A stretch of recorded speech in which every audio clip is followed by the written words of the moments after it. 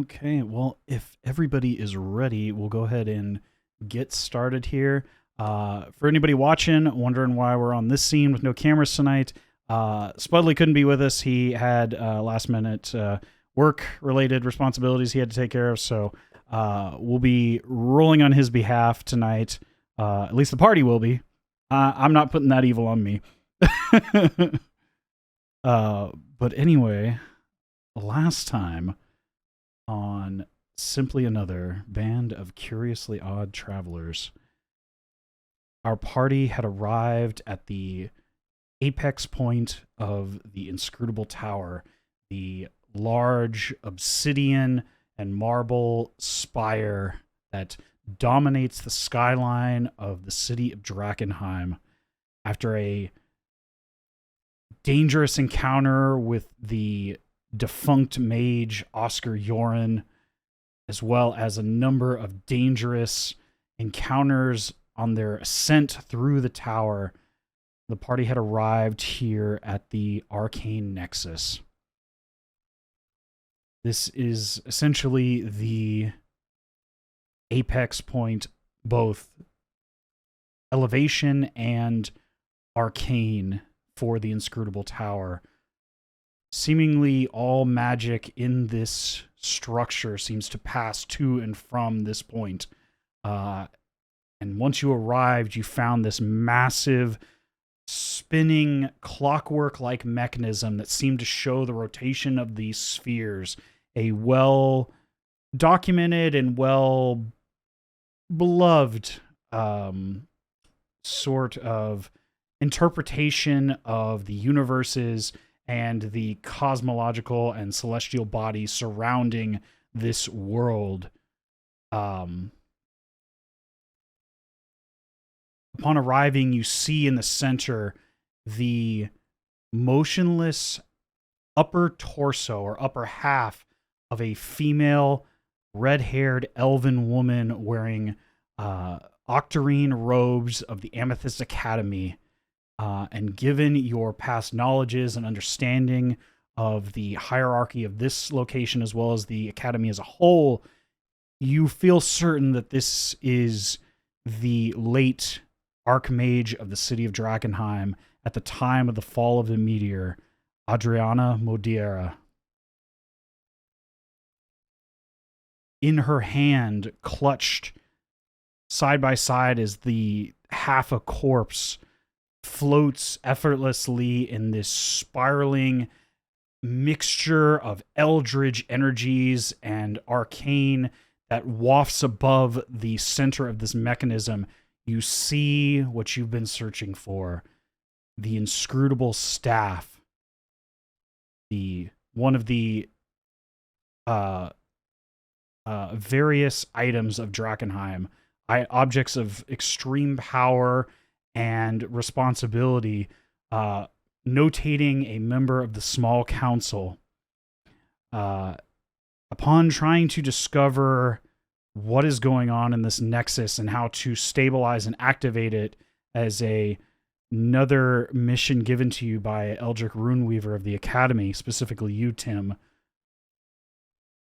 you find yourself searching among these various seats adorned with leather and mechanically attached to these mechanisms that raise and lower and move about in all directions, with various arcane runic keypads at each one.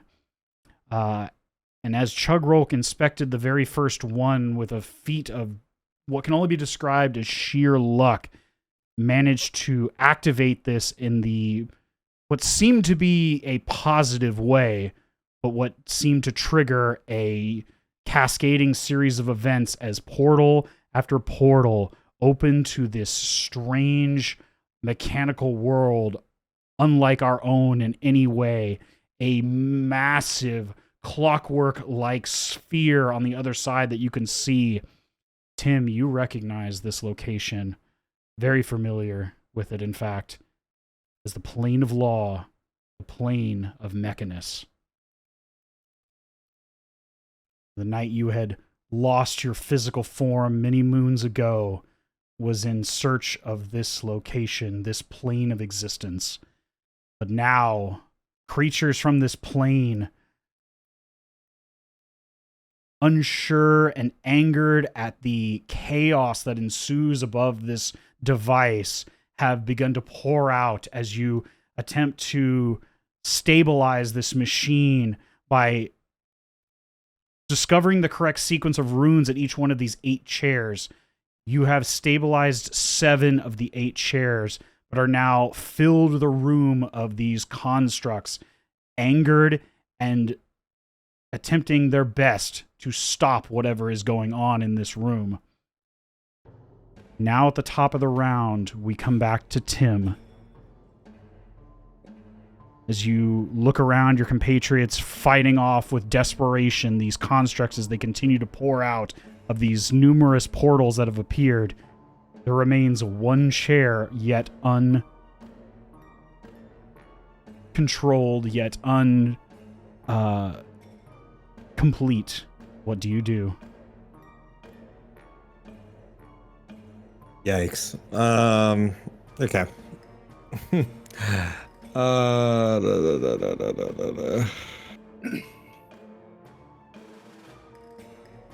All right, so I just reminder for myself. Potion is a bonus action or an action. To drink a potion is an action. Yeah, I think I'm gonna have to do it. That's okay.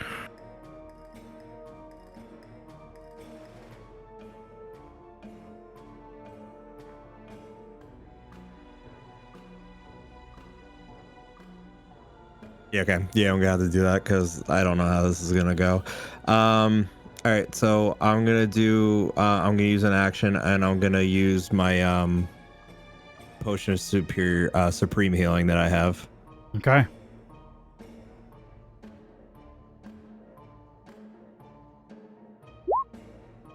I'll take that. That's fucking great. That is a lot of healing. For those of you who cannot see our little deal, that was 52 points of healing for Tim. Thank fucking God. Okay. So that brings me. 6 of your 10 were 4s. Jesus. Yeah, that's fucking great. Oh my God. That's crazy. That's too much to do the math on. Average. Roll. It's well above average. Oh yeah, I want to see what it is. Dice calculator. Average. 10d4. Analyze. We'll be like average is 25, and so you got 32. That's crazy. Take that, baby. All right, You're well above average. Let's go. That's what I'm talking about, baby. Let's go, baby. All right. As you chug back this fist-sized bottle of this brackish red liquid, you feel the injuries, the dents to your armor begin to pop out instantaneously, and you feel this new resurgence of energy, but you are still surrounded. Beside you, you see this shadowy version of yourself that was sparked from these eldritch energies. You see these 5-armed constructs and bow-toting cubic creatures beginning to descend upon you. You still have your bonus action. What do you do? I'm gonna have my cannon light the fuck out of the guy next to me. All right, let's see it. Or are you, you have the... I think it's the force cannon. Right, so you need to make an attack roll then. Yeah. So which one are you targeting? The one that's closest to me. The one that's like immediately next to me. The shadow? Okay. Yeah. All right, let's see it. Okay.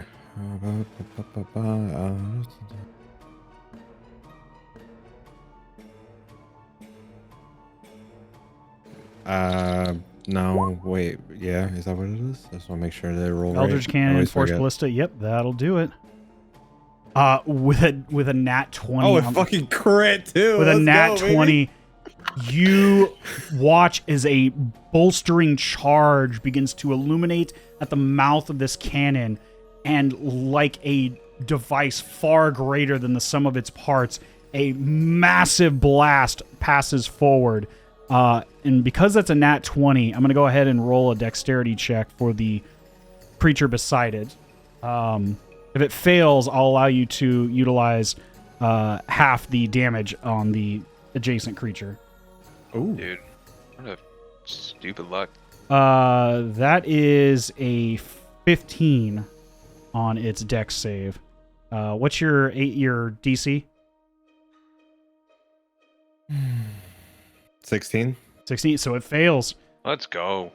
So you watch Split it as up. the shadow beside it and immediately is just eviscerated by the blast of force, while this secondary creature is cast aside and struck into this machine as it is.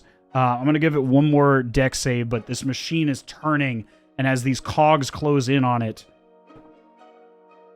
no, it fails, and you watch as these cogs begin to just crush it like a soda can. Hell yeah. Holy shit! As it Okay, is let's just go. shredded. Is there anything else you'd like to do? I may be down, but I am not out just yet. Okay. All right. That's it. That's all I got. Okay. Unbelievable. As this is going on, overhead, you watch as this maelstrom of energy begins to arc and spark as bolts of eldritch energy are striking all the stone surfaces around the room before one descends straight down towards this mechanism and like a lightning rod strikes the staff in the hand of the former archmage. This eldritch energy just beaming through this seemingly motionless corpse. And after a few seconds of this strike, as the initial wave of sound rings your ears, you watch as this elf, once motionless, floating in air, the eyes open wide as you look up. They turn and look about, breathing frantically, but still breathing, and looking around the room at the chaos that is ensuing in their former charge, their former abode. As they look around and turn again and again, the eyes you see these pale blue eyes turn around the various creatures and the various individuals in this room before finally stopping on you, Tim. Specifically, your purplish garb. Fuck. And she looks at you. She looks down at herself, this sense of fear, and yet this realization that something must be done. And you see this as you look up after seeing this movement in this what you thought was previously a corpse. You hear this soft female voice call out to you. Are you a member of the Academy? What is going on? Who are you? What is going on? How do you respond? I am no member of the Academy, but I frankly would ask you the same question. How the hell is a half person still talking? I don't rightfully know. But... oh, God. By the flame. These creatures, they are not of this plane, are they? And No. the Nexus, it is unstable. Are you attempting to stabilize it? Stable. Tell me now! We're in the process. We just have to take care of that last spot over there by my pal over there. We can take care of it. Give me a persuasion right. check with advantage, Tim. Okay. Oh, yikes. Thank God it's with You're pointing- advantage. You're pointing at the chair that we're by, right? Yikes. Yeah, 8. Because we could use a little help over here. I see that. I don't know who you are or who you're with, but this Nexus goes down. This whole city could be at danger. and you watch as she points the staff at one of the creatures below, pointing it at one of the central creatures that still remains as it seems to begin to move as it's poised to attack anything that isn't one of its own. And you feel this intense energy begin to arc off of the inscrutable staff, the same sort of eldritch energy that had struck her and struck this weapon. And after a moment, you hear these soft words begin to be uttered before this bolt of eldritch energy arcs off of the staff and strikes this creature before in all directions, striking anything around it as well as she casts chain lightning on all these creatures. Can I go ahead and get somebody to roll me 10d8? Okay. It's going to strike that creature, that one. Oh boy. Unfortunately, the monodrone, the friendly You one, said 10? 10d8. So you slash Yeah. R 10d8. Oh. That's a lot. Yeah, no, I didn't do it the way he said it, so we need 10 different results. No, that's good. That's no. Oh, okay. correct. Yeah, it's the same one. Okay. No. Okay, Yeah, okay. I don't need 10 different results. I just need the total. Oh, okay. Gotcha. Yeah. Because I'm making you roll the damage. Roll 10 Okay, gotcha. times. If you mouse over the number, it shows you in parentheses what the rolls were. Right. So even if you didn't need Oh, Right. I see. you can still Good to see know. what they were. Yeah. So I've shit got to ton of roll 1, Jesus Christ. 2, Yeah, this switch your luck. 3, 4, 5 dex saves here. That's a fail. Going from right to left here. So fail. Save.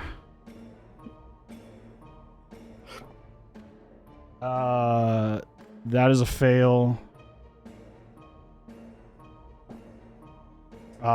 Success with a nat 20 on little boy, but probably won't survive this anyway. And then the last one, definitely a fail. So 2 successes, 3 failures. The first one that arced off, not necessarily the first to be struck, but the closest to this one, is you watch as energy spreads throughout its body, and it immediately just explodes from the amount of energy. Shards of debris flying everywhere. Tim, you have to cover yourself to get out of the way. This one is all but destroyed. Just a subtle remains of what it looks barely able to function after that arc of energy struck it. Unfortunately, your friendly drone is immediately eviscerated. The quadrone immediately eviscerated. Even though he succeeded, it well exceeded his hit point maximum. And then, of course, this one that failed is also eviscerated. Just exploding as this energy just strikes through them and just overloads everything before just a blast of energy as shards of metal are just thrown in all directions. But with that, Cedric, we are on to you. What would you like to do? Is anyone currently in the chair, or is it just kind of like it throws you out when you fail? It doesn't throw you out, but it does psychically damage you when you fail to activate it correctly as a failsafe to would-be thieves and ne'er-do-wells. Yeah, I just don't know if Georgio or Chugrulk are currently in it. If I can go and try to sit in it. You can Or if certainly it's just kind try. of like it's We don't, have occupied. to, we don't have to sit in it, right? It's just a keypad that we just. Oh, yeah, there's there's You don't just a have to. keypad thing on Yeah, it. you just have to be adjacent to the keypad. Yeah, you have Right. Okay, that's right. And isn't an action to try the keypad? I'm assuming. Yes. Okay. So It is an Arcana, Investigation, or Sleight of Hand check. sleight of hand. Yep. I'm gonna go ahead and move on up to it. And go ahead and give it a whirl. Okay, let's see it. Big roll. Big roll. With a nat 20. As Let's you fucking go. again, these new Unbelievable. gloves now fuse to your very flesh, giving you a those fancy hypersensitivity to the intricacies and the delicate, dexterous work of a master craftsman. As you touch the various keys, you feel the areas that are ever so slightly more domed than the others.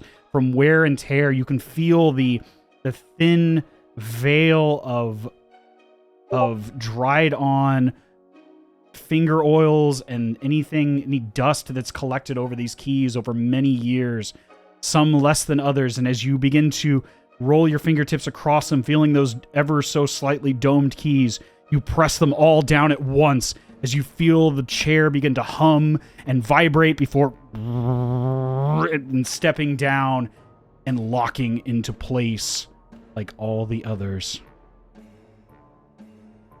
And as it does so, the eighth and final chair locking down at your feet, you look up as you watch this whirlwind of energy, of eldritch lightning arcing off, begin to swirl even more chaotically and drastically.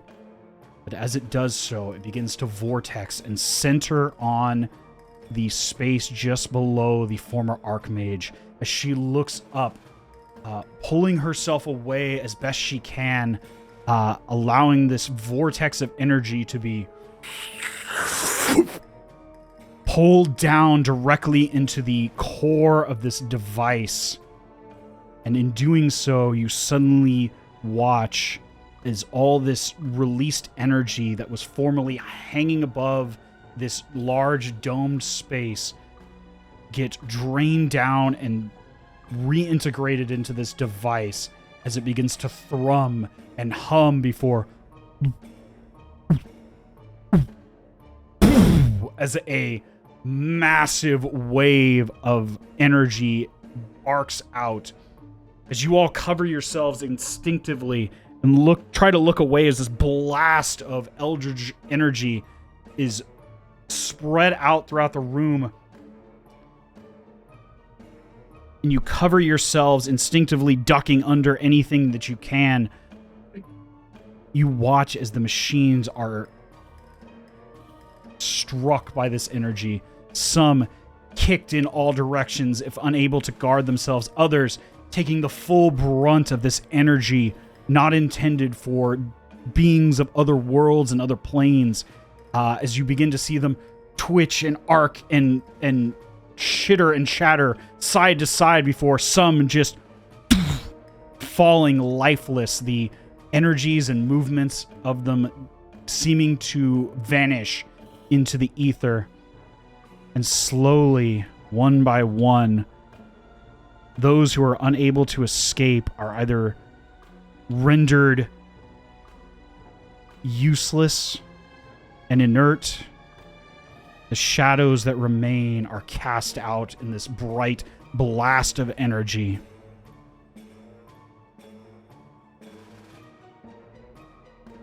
The anomalies that had circled around you up until now, all seemingly fading into and absorbed by this device. Slowly, the various gates begin to close, one after another. Oops. Why is that one allowing me to close it? Oh, that would be why. Yeah, for sure. We would still have to deal with everything that was still out once we finished. I'm so glad that they're all gone. Yeah, that was my hope On the too. map layer? Hold up. God. Oh, That's man. on the map layer, that's why. Aha! I had it on the wrong layer. Give me just a sec here.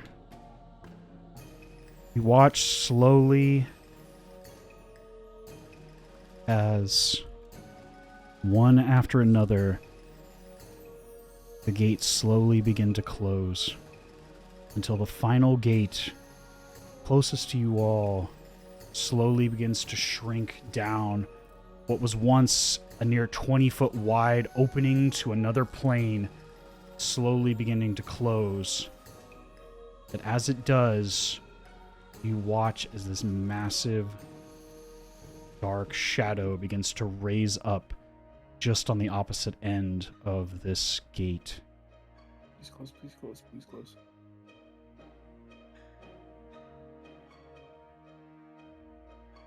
No. Oh, God. Just on the other side, No. the creature does not move to exit the closing gate. It simply stares and looks at you all. A massive metallic eye moving around with great focus, almost like the optics of a camera. In the center of the pupil, you see this thin dial moving back and forth, like the needle on some sort of precision device, as if scanning back and forth. You hear this static, this series of misgotten languages mixed with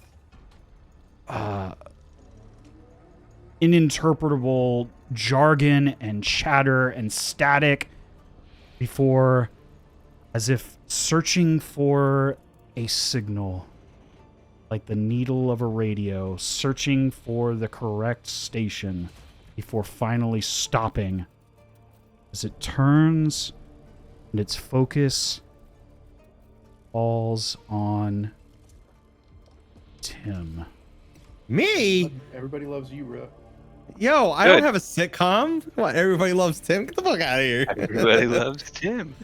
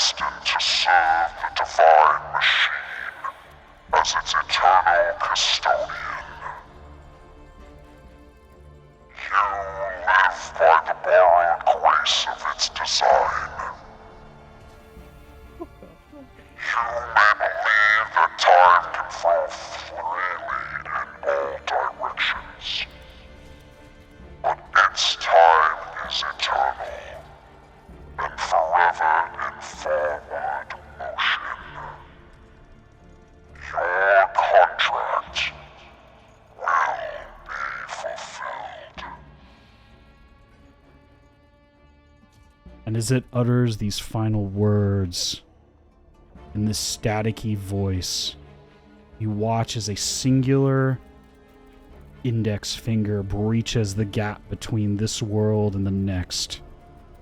Just as the gate closes, you watch as the tip of the finger, from the knuckle to the end of the index finger of this creature, is cut off and falls to the ground as this gate closes with a crushing force from the sheer weight of this creature as it vanishes along with the gate. Was that a comment? Did we all hear that, or was that just him? That was common. Hey, buddy. What was that? What was that about? I know, right? That nerd lost his finger. Oh, that's hilarious. Yeah. That's crazy. Yeah. Yeah. You look down. What the hell? The tip of this finger of this creature now on the ground. A bit of energy arcing off of the broken tip where it was severed at the knuckle of this finger.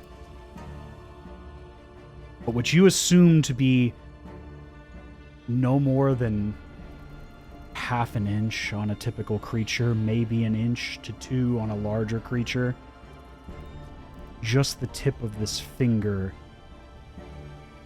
as big and broad as the chest of your 2 Goliath companions.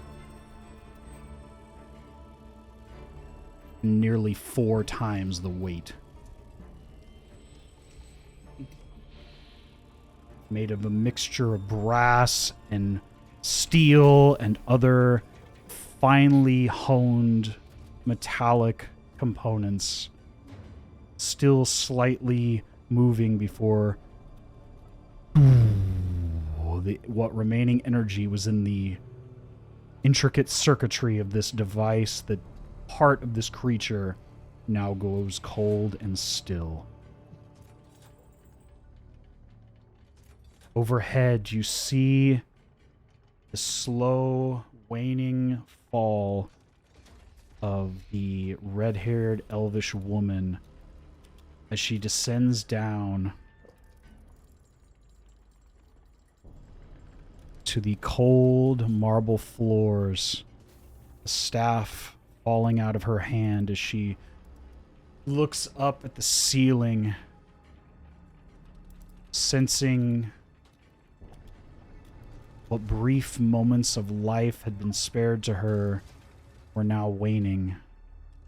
You see the eyes still watching, but the breathing growing ever fainter by the moment.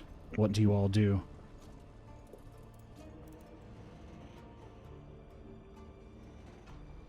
So she's just like on the ground. In fact, give me a perception check, Cedric. A 9. You can see at this distance. Oh, it's even lower then. Oh. Yeah, perception. Yeah, a 7. 7. My bad. It wasn't a high roll, but you can see just vaguely. It's almost as if what remains of her body is dissolving from the waist up. Okay. As if what remained of her energies were spent in that final moment, that final act. You see the rise and fall of the chest.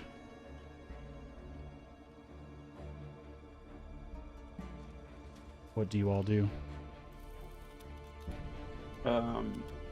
Like, I probably should go talk to her. Yeah. Like, it was what happened. I mean, I know that she's like dying, but like, what happened here? Why were you frozen? Like, does she have any recollection of how she got where she was? Obviously, the time skip that she wouldn't have experienced, and so she's confused now. But what led up to that?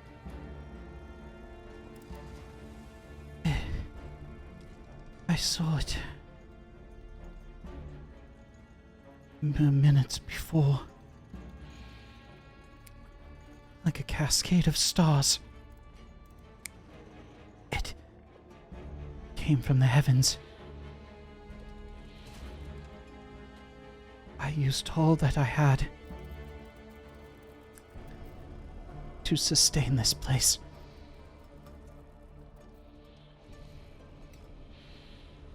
Is the city safe? Are its people safe?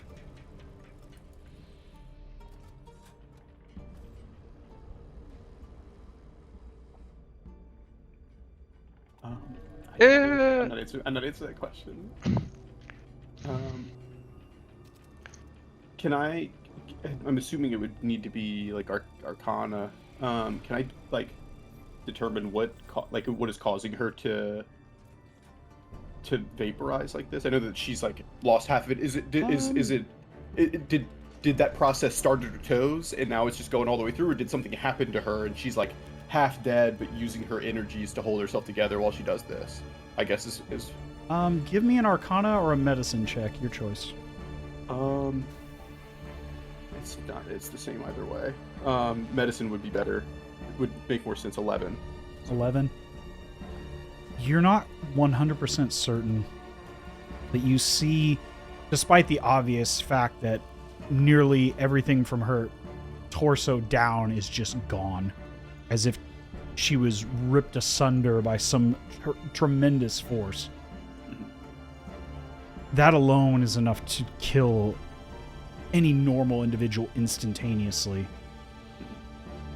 But what you see and what you've seen on the battlefield, you've seen that people can overcome even the most mortal and grievous of wounds under a sheer force of will. You're not certain what's going on as more of the body is slowly beginning to just vaporize into a faint gray dust. At this distance, you're uncertain why, but your best guess is what little was left is now drained. And that what remainder of will was sparked by this anomaly is all but gone.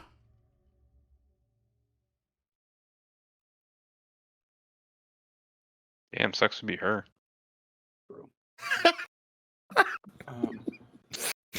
Sucks to suck, I guess. Yeah, I mean, like, Yeah, that's crazy though. Yeesh. I don't know how to respond to her question, right? Which is the city Is the city safe? I think I would ignore it and I would ask something else, but I don't even know what else to ask. At this point, you see the degradation has basically Out of time. reached about midway up her chest. Her breathing is just...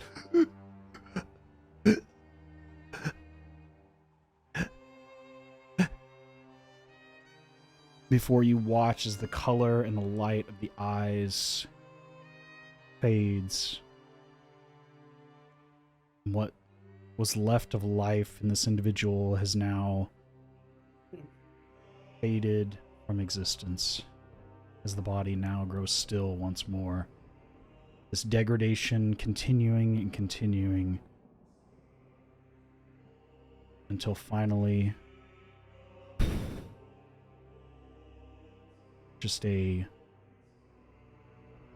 thin veil of ash lays before you at your feet. Where's the scepter?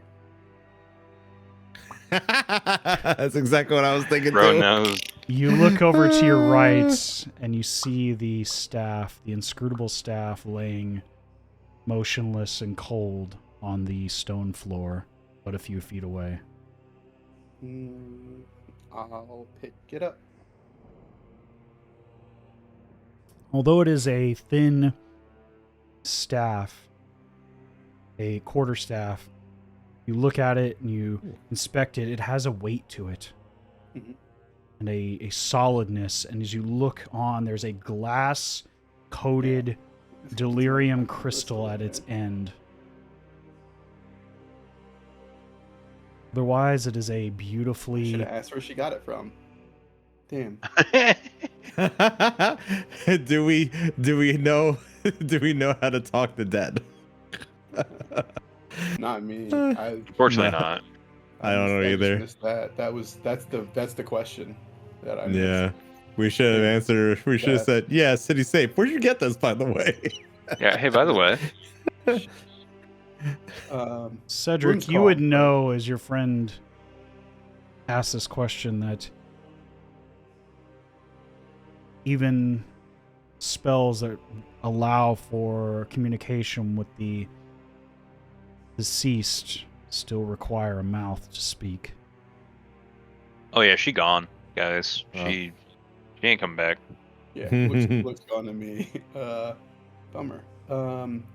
Now what's important is the king has the staff now. Yeah. Just waiting for the staff to start going. You are not worthy. Some bullshit like that. It's the exact opposite of Ignatius. Like, oh god, never Yeah, had these inscrutable two. is actually someone's name. Got two of these fucking talking inanimate objects. So nothing. The staff is heavier than you would expect. Has a crystal ball in the end with the delirium crystal, and that's it. Nothing else of note. I can't feel any energy through it or anything like that. You said there was writing on it though? There are various thinly carved ornate runes across the staff, but I mean, you're welcome to take a closer look if you'd like. I wouldn't be able to decipher. I don't think. Yeah, I mean, I can do. I think I comprehend languages because it's lasts for an hour. I mean, we think Yeah, we you're still a got. smart boy. Yeah, because we're still up here. I think I casted it when we were up here, right? I think. Yeah. So Is it? Yeah, you did. Does that allow you to read written languages, or just hear spoken languages? I can read it if I have to be touching the surface where it's written. Gotcha. Okay. Sure. Yeah. Give me Pass just it a over. moment here. Who's holding the staff right now? I picked it up, Georgio. but I will hand it over for him to. Okay. Depending on Yeah, how heavy it is, spell you might have to binding. hold it. You might have to hold it Oh for yeah. me. Is it lined up where I can hold it, or do I have to have Georgia hold it for me? Is it particularly heavy? Because if it is particularly heavy, I wouldn't hand it over. I would just offer it. It is to- not. It's not to the point where your companion would not be able to lift it. Okay. It weighs just a bit more. It is definitely made of some sort of solid metal. And as Okay. you tap it down on the ground, there's what you would expect there to be some sort of resonance like any other metal. There is almost none. Oh, spooky. Interesting. Give me just a sec here. I'm trying to find the... Here we go. I added the item to your inventory, Tim. It is... Okay. Yeah. Let me refresh my page. It is most definitely a need to attune to it, but in addition to that, there are some other stipulations. Holy shit! What the hell? Oh, you're wild with this. Okay. Okay. Did he I just send see. you a goddamn novel? What It's you not garner, novel. the runes themselves are not so much language as they are just arcane symbolism, various runes of control, various runes of focusing the latent energies of the object, allowing them to transfer to and from the wielder. It is... Even in your grasp, you can feel just the intensity of this item as you touch it. Those not attuned to the arcane would not necessarily understand or comprehend it, but to those in focus with the arcana of the world, Mageborn, you can feel that this is a profoundly powerful item. Yeah. Yeah, it sure fucking is. Jesus. So profound, Ay, in ay, ay. fact, that you holding it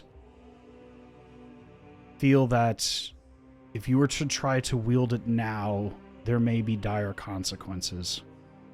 I'll just put it on my back. Oh, I still had the wrong voice.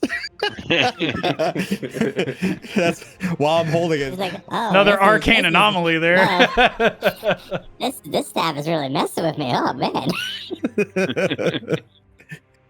But as you now hold one of the seals of Drakenheim, one of the representations of the small council of the city, and you seemingly have brought to bear the chaos that ensued post fall of the meteor here, at least within the inscrutable tower. You, Tim, can feel, and you look out as your companions, you kind of look around. The air around you, once previously immensely charged like a loose battery that had been unsealed and damaged by some sort of intense force, now seems calmer. There's still a subtle thrum from this machine as it rotates slowly, but you look out onto the several balconies of this upper portion of the Nexus, and you can see the energies that were once arcing in all directions, especially from the gap between the two severed halves of the inscrutable tower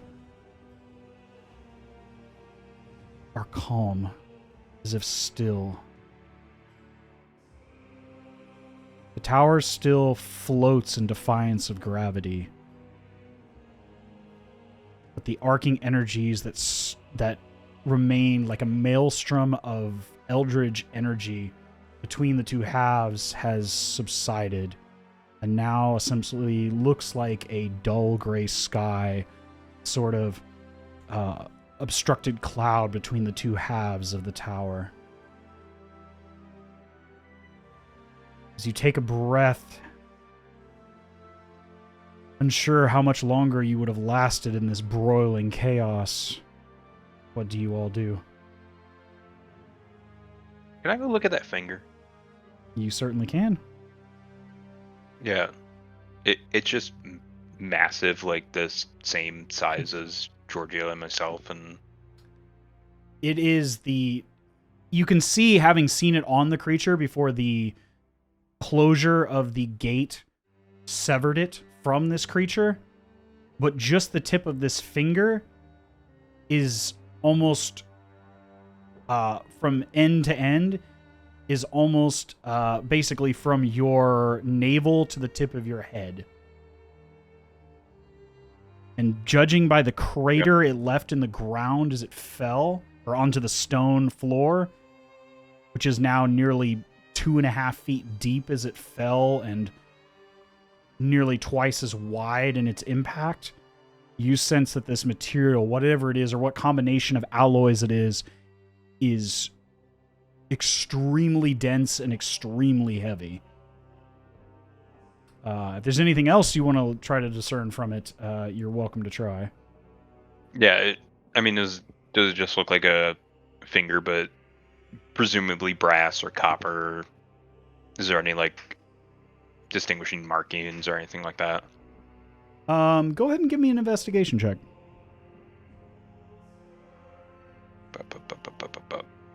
Cool. Looks like a big ass finger. Damn, this thing big. Tim, who was that? Literally 0.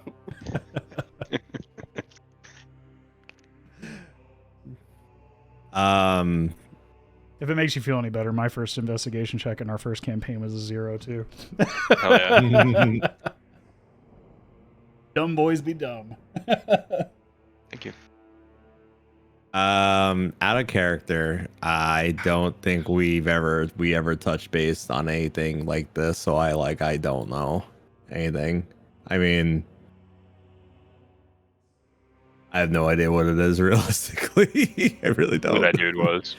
No, I don't. Yeah, I don't know anything about him. That's got nothing to do with anything you've set up for your character or anything. This is all brand new. So I know about the plane, but I don't have. Again, this is that character. I have my details about my character about the plane, but there's nothing that I could be wrong. I had to double check, but there's nothing on in my notes or anything that specify anything like this. So About contract to be no, I have no fucking ghostwriter contract that I fucking know about with some shit like this, so it's all new to me. I'm down to fucking clown, but I have no idea what the fuck that thing is. Look, Tim, this won't be the first time JJ just does some shit. give me an intelligence. I'm okay with it. Give me an intelligence check to see what you remember of that fateful night your body was ripped asunder. 26. That's a lot. I just think of fucking Akira, where it's like, Akira, it's like, dang, it's like, leave me alone.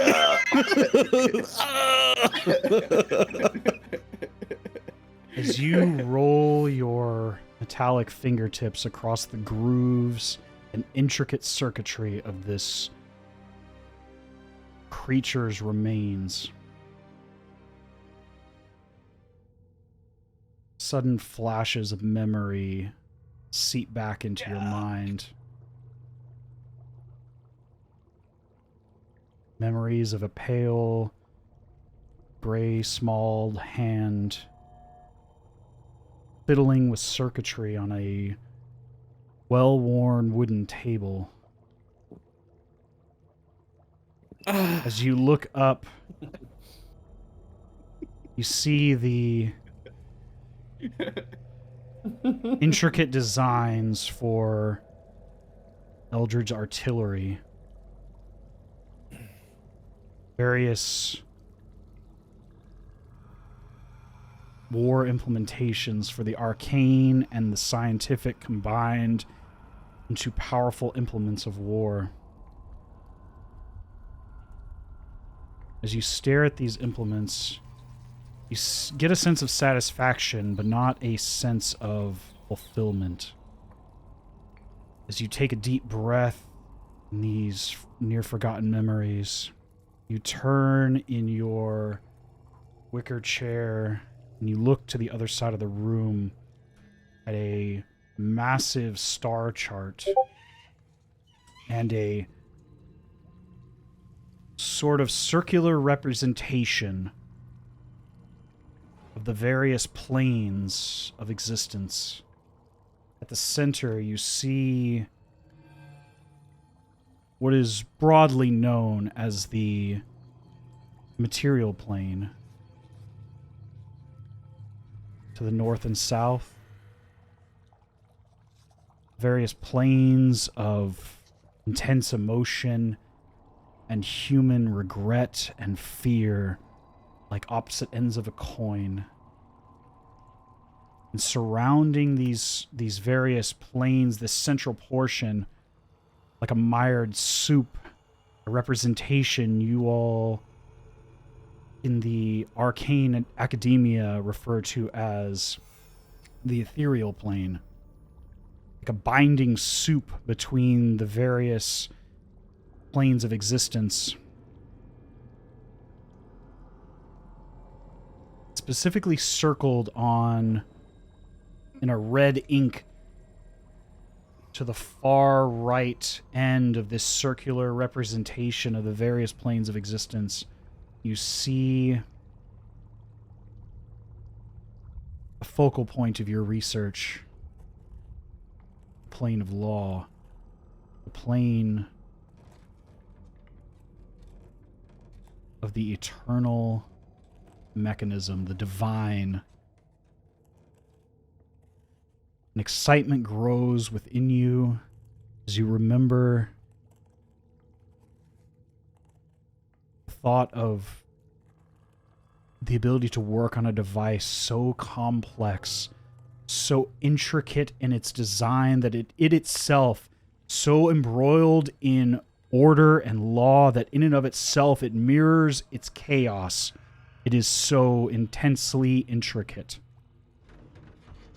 The thought of being able to work and experiment and observe such a device draws a innate excitement from you like no other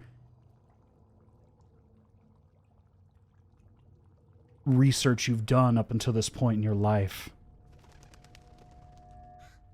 As you push the work, your current work aside across the table, you reach down into a drawer and you grab a similar device to one you now hold with you. You and your companions, at least.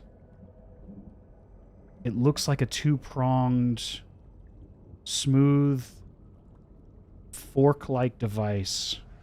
Plain and intricate.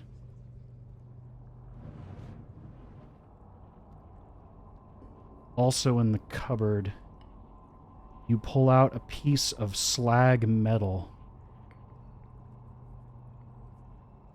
A mixture of alloys, dense and heavy. Alloys that match this very creature that you now stand at present day, or at least the remains of it. Same sort of alloy of the automatons that assaulted you in the tower.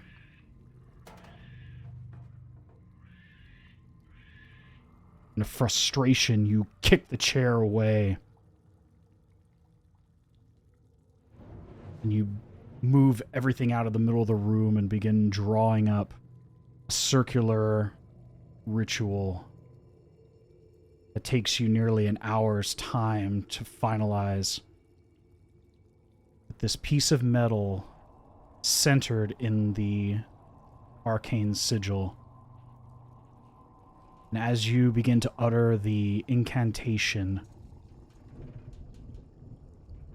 you strike this fork-like item against the edge of the circle.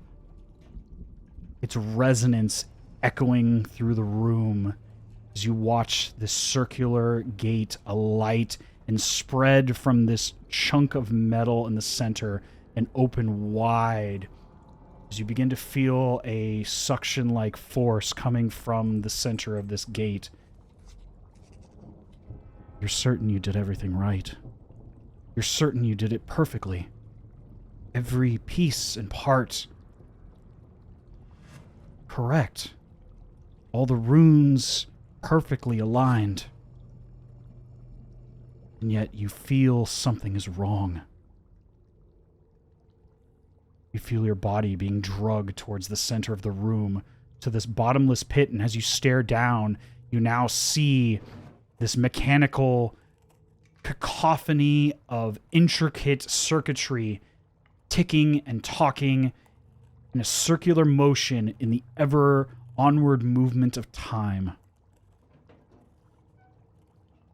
And as this gate spreads across the floor, the furniture falling inwards, downwards by this force of energy, you feel your very soul and your body being ripped apart and separated from the intense energies that you had summoned in this ritual.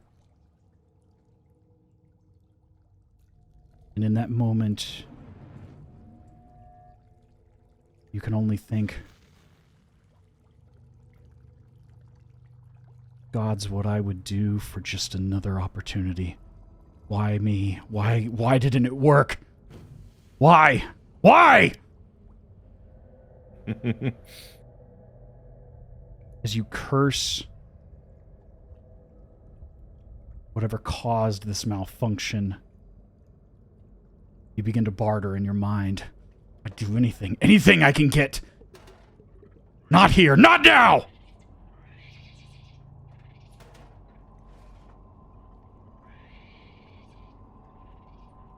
And again, you hear the same voice call to you.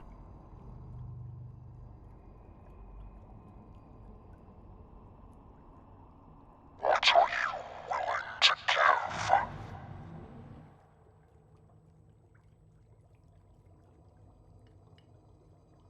What do you desire in return? Tim Warlock. Before the memory fades and you find yourself staring still, and if an automaton could sweat, your body would be covered with beads all over. What do you do?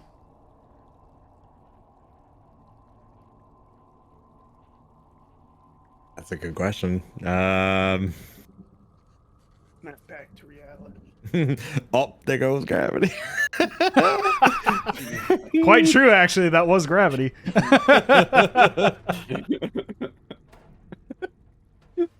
And some other things, but yeah, mostly gravity. It's like, hey, buddy, you okay? My research.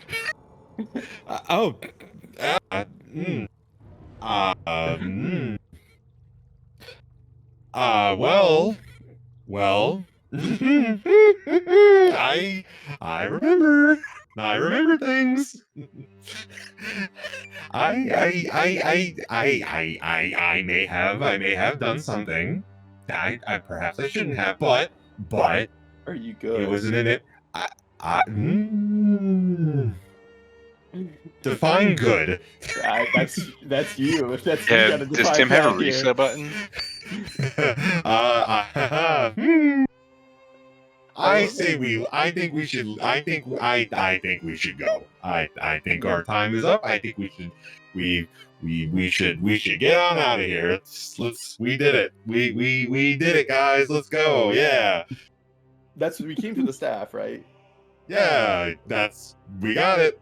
Yep. Well- Let's go.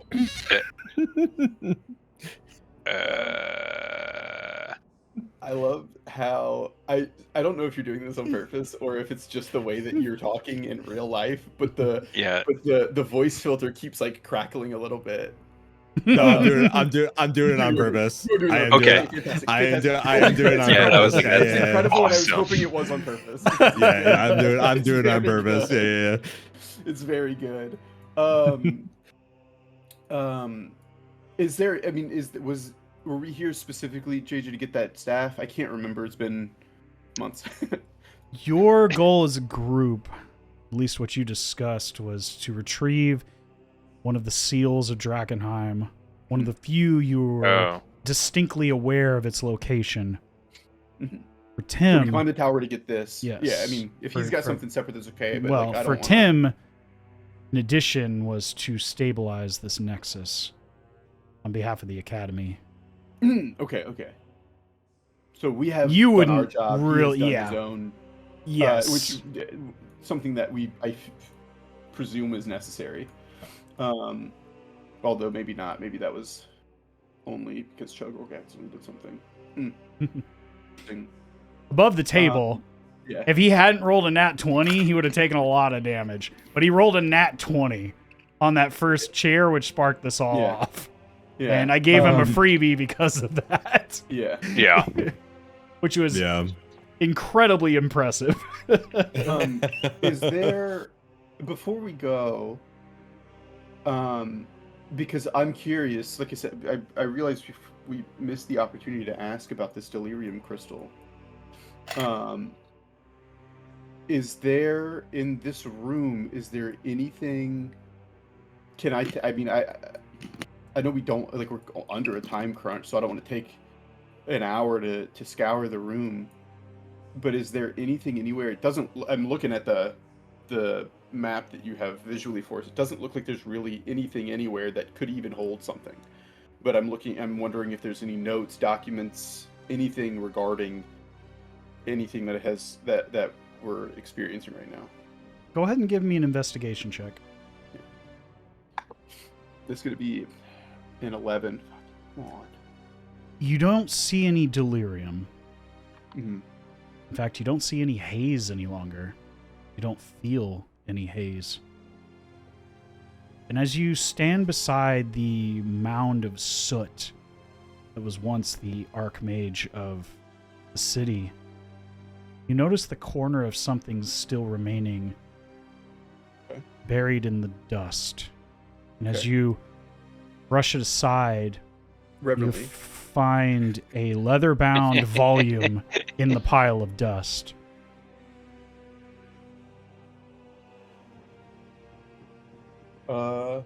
I'll flip through it real quick. Is it openable? Is it readable? You open it. It is not locked. It has like a button leather binder to it, but something. no, you don't notice anything as you try to open it. It seems fairly simple and, modest.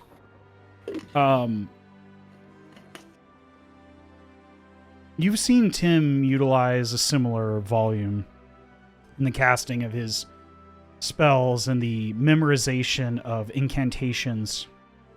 In addition to Oscar Yoren and several other mages, you've seen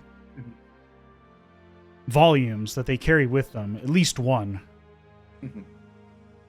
This volume seems heavily damaged in some areas, but you see, and as you flip through, you watch as a pair of loose pages fall out. And as you look down as they fall to the floor, you notice that they're still heavily intact. They're not scorched or burned like most of this book has become from the arcing of energy. You see that the leather is heavily burned and scorched as if treated or exposed to some sort of electrical current. which you imagine, given the circumstances of this encounter, checks out that this is probably as a result of that. Yeah. Most of the book doesn't seem all that special, but these 2 pages that fall out are pristine. Okay. And they're covered in runes and a very beautifully glossy and shiny metallic ink. Okay. You can't really understand the runes readable without for me. proper training, but you sense there's some sort of importance, and it seems odd that these pages would survive given that the book itself was heavily damaged. Yeah, like some sort of additional protection on these pages themselves. Perhaps. They were 2 loose pages, so they weren't pages in the book that have been torn out. They were like loose pages that don't match the other pages in the book. Yeah, they seem slightly larger. Okay. Like the corners They were tucked- folded like to they hold were them tucked in. into the book. Right, Yeah. right.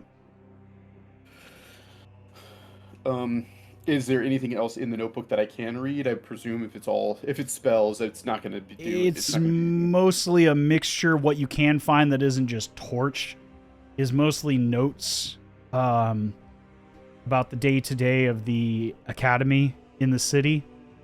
A few dates that you can see are that are towards the middle bindings of the book that weren't as heavily scorched. The beginning and the ends were heavily damaged due to the charged energies. The middle, you see notes about the day-to-day finances of the academy in Drakenheim, meetings with the small council here and there, contracts with the nobility of Westamar, potential new arcane implements, infrastructure improvements on both the academy grounds as well as the city at whole. And that's the gist of what it seems like. Mostly minutes. Yeah, meeting minutes mostly. Okay. Was the best way to no describe spells it. in there aside from the 2 pages. No, not that you Okay. see initially. Not Okay, without some more interesting. time to review it. No. Okay. I would be looking in particular for any mentions of delirium, if there are any, but I doubt that. Nothing that's specifically called out as delirium. Okay. Guess they would probably call it something different then. I'll have to look in that further. Another time, though. I want to show the 2 pages to Tim. And just...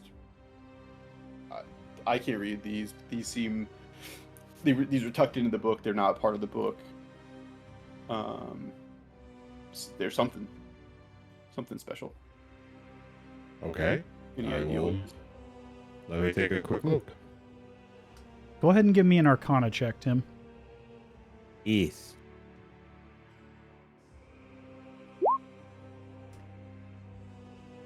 You don't know these spells. Well, you know one of them. In fact, you've cast it. Not recently. Oh. In fact, not since... The war. Not since you were of the flesh and blood of this world. Oh. In fact, it was the last spell you cast as the flesh and blood of this world. This is a scroll of plane shift. Okay. That's 2-page thing. It's both pages. That's a single page. Okay. The other page, as you read closely, it takes a bit more time to read through it, but this is a scroll of teleportation. Oh. Nifty.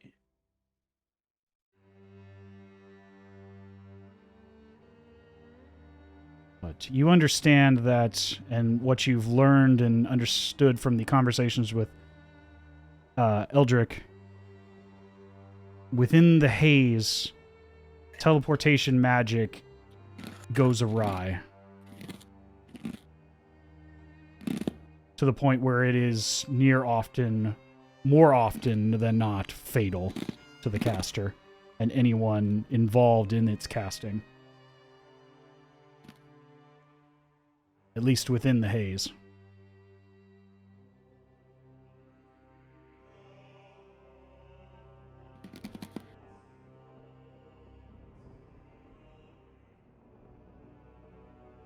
And as you are finishing up discussing this revelation within the former spellbook of the Archmage of the city, you begin to hear a loose call in your mind, Tim. It's a struggle at first, as if somebody's trying to talk through. It's like they're trying to talk through a wall, or you don't quite hear it at first, but as you kind of try to focus your mind and step around as if trying to enhance the signal by finding a different location, suddenly you hear a bit clearer voice in your mind. The voice of Eldric Runeweaver. Tim, can you hear me? You can hear this. Have you succeeded? We've noticed a change in the tower. If you can hear me, you can respond. This is ascending.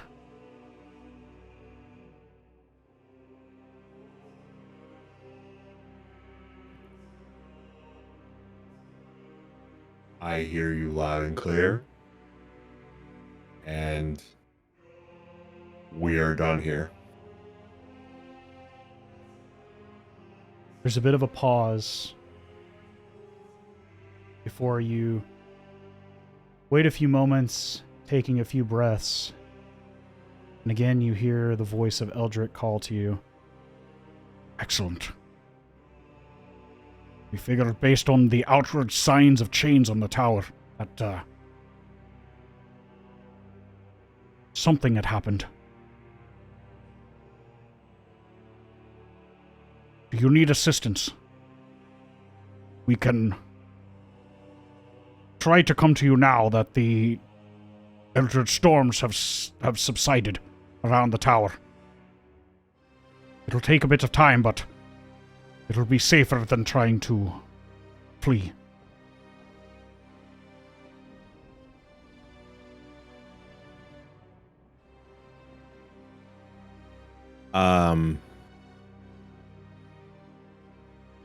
I mean, out of character, what do you guys, should we bother? Like, should we have them meet us at the bottom or anything? Or, like, what do you think? Yeah, I don't know.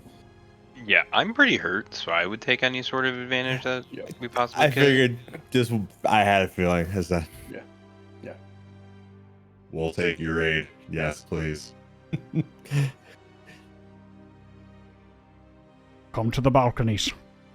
The upper portions of the tower. Isn't that where we are? Oh, the balconies. Okay.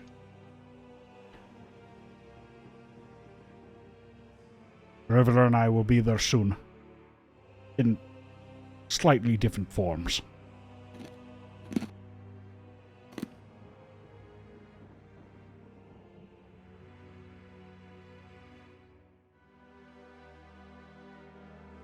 And that's all you hear as the voice goes silent again. Well, they're on their way, but they're not gonna look like themselves. I'm not sure. Your guess is as good as mine. A weird thing to say. I don't think that will be the weirdest thing that we've seen today, to be quite honest. I'm tired of weird things. I just want everything to be normal. I want to go to bed. Just normalities, please. I just want to go home. I just want to get the fuck out of here. Yeah, no objections. Let's go. You all head down to the balconies of the space below. And as you look out on the landscape of the city, you can see the pockets of haze, especially the deep haze in certain areas of the city. This is the first time outside of your brief stint within the apex of the cosmological clock tower that you've seen such a grand view of the city, and certainly not such a grand view of the environment of the surrounding area. You're so high at this point above the landscape that you can almost see the curvature of the world around you on the horizon. And as you look out onto the edge of the city, yeah, it's not a flat Earth. Don't go Is that there. a flat Earth? No, I knew where that was going. We're not playing in a flat Earth. Interesting. Good to know. Anybody who's listening along, flat Earth doesn't work. Anyway, moving on. I just pissed off some people, but it's okay. They're not smart enough to understand the difference anyway.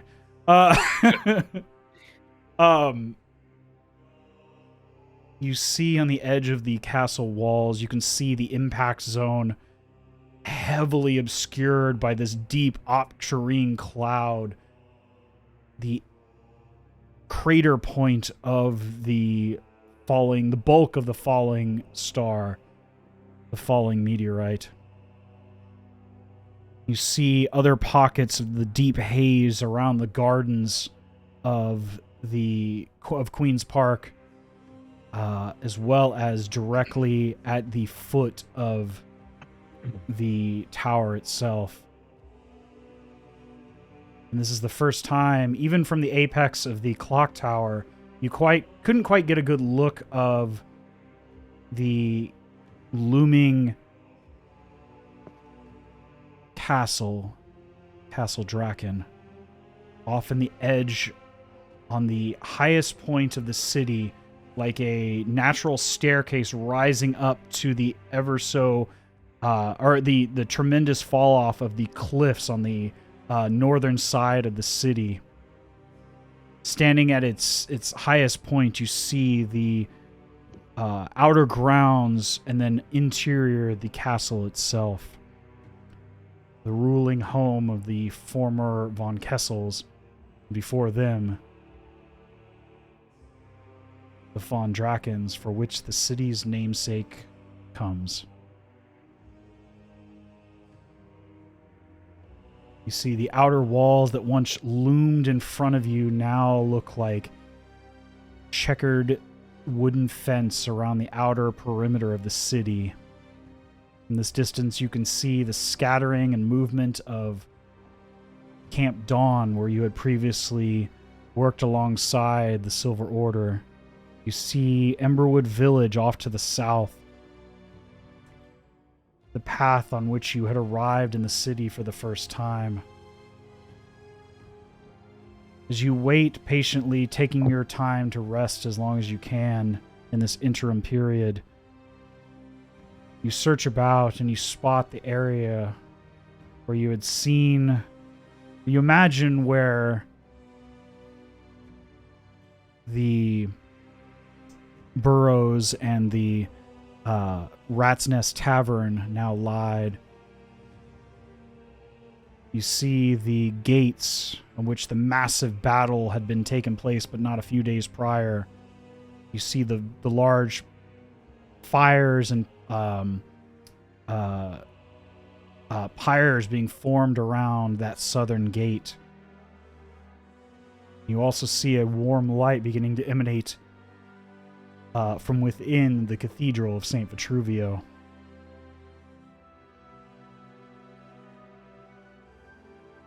You also see a smaller, similar looking sort of abbey on the southern perimeter edge, not far from the crater itself. Georgio, you would remember this as, give me just a moment here. I forget the name off the top of my head. St. Helena's Abbey. My apologies. Okay.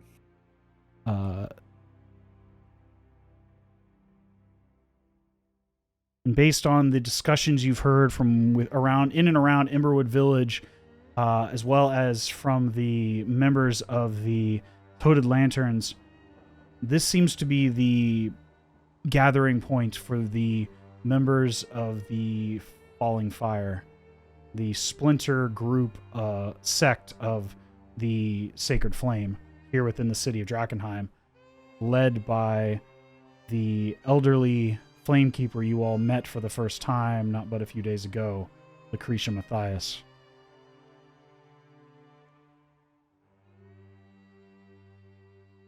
As you look about, observing the surrounding area in its entirety for the first time, taking in the full length and breadth and scope from a macro perspective of the city, you suddenly begin to hear this followed by a loud screeching caw in the distance. And as you look south, back towards where you had come from in the barracks of the Hooded Lanterns, you see a pair of avian creatures growing closer and closer to you. And as they grow closer, you realize these creatures are huge, large eagles. As they draw closer and closer to your position,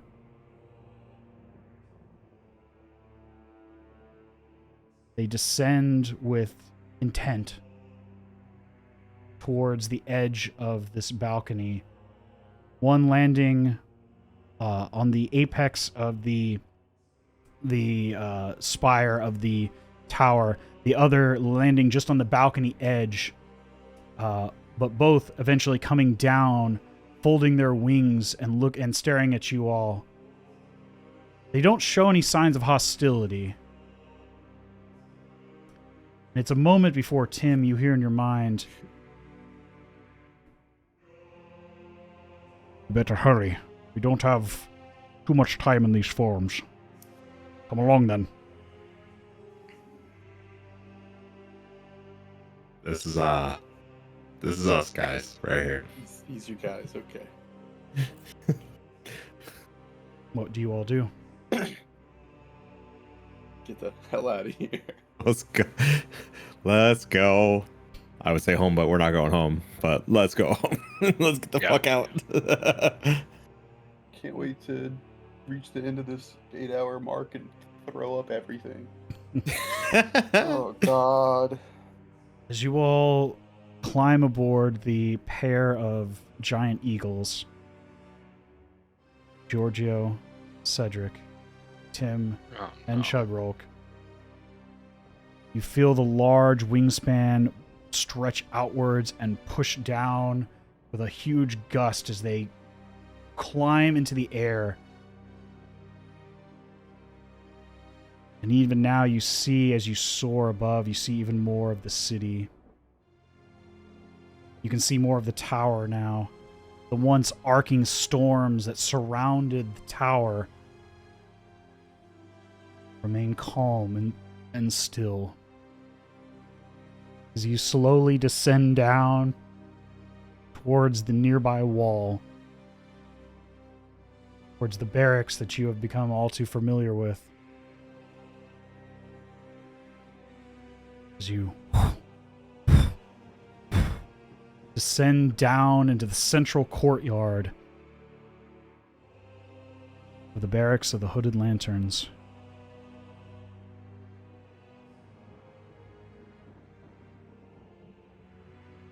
You see the sense of awe as these two large eagles descend down, as some of the Hooded Lanterns draw bows, but you hear a cry from one of the, from a familiar voice, familiar female voice of Petra Lang. She calls out for the soldiers to stand down.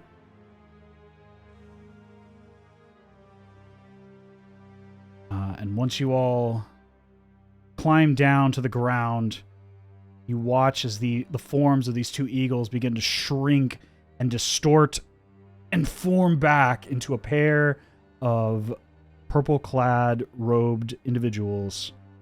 The dark red-skinned tiefling with the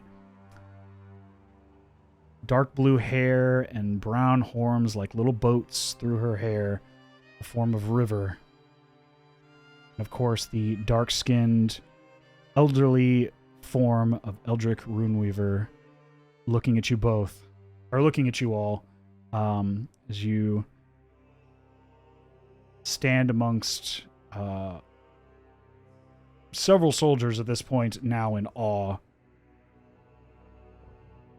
having never seen a sight like this. What do you all do?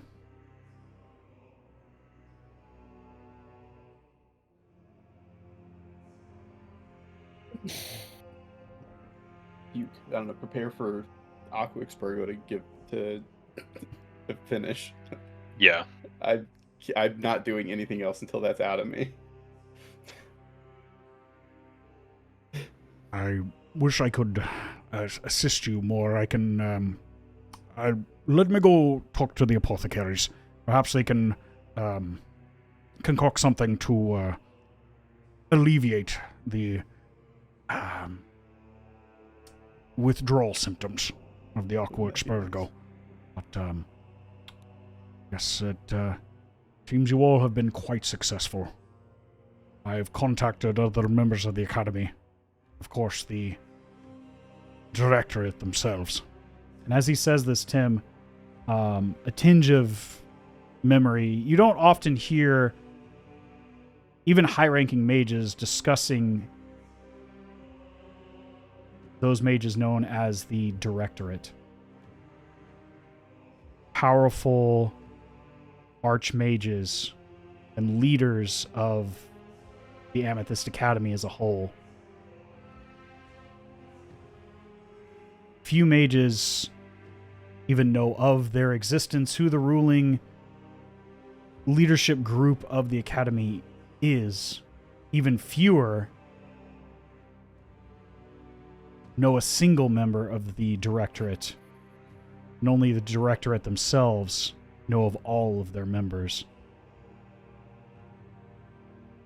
You yourself have never even met or heard the name of a member of the Academy Directorate. But nonetheless, the presence of that descriptor is enough to get your attention, as you know that these are quite possibly the most powerful spellcasters in the entire continent, if not the world.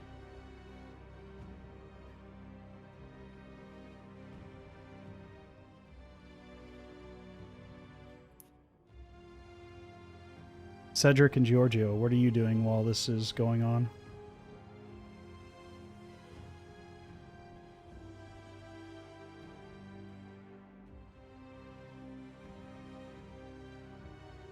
So we know that they're probably going to want this staff. Based on your discussions, you're not 100% certain what the intentions are. I don't think that the staff should leave our possession. I agree. Mm-hmm. Yeah, I mean, if they're getting high-ranking officials, it's probably for high-ranking reasons. So, just knowing like the disaster that has happened before, where we had to turn over a bunch of those things to the Queen of Thorns, whatever. I just don't think that. Yeah, Queen of Thieves. This one. I don't think that. I don't think I would feel comfortable not having eyes on this one. Yeah. At all times.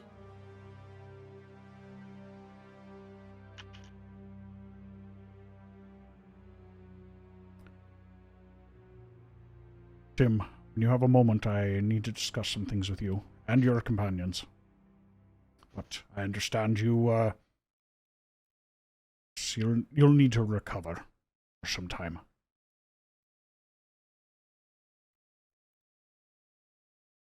Yeah, pencil me in for that tomorrow morning, Elder. Not the time, but we'll talk. Of course. I recommend that you don't try to use the staff under any circumstances.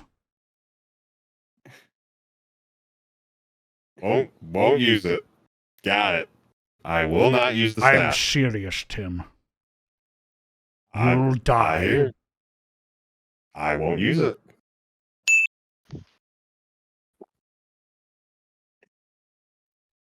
Very well.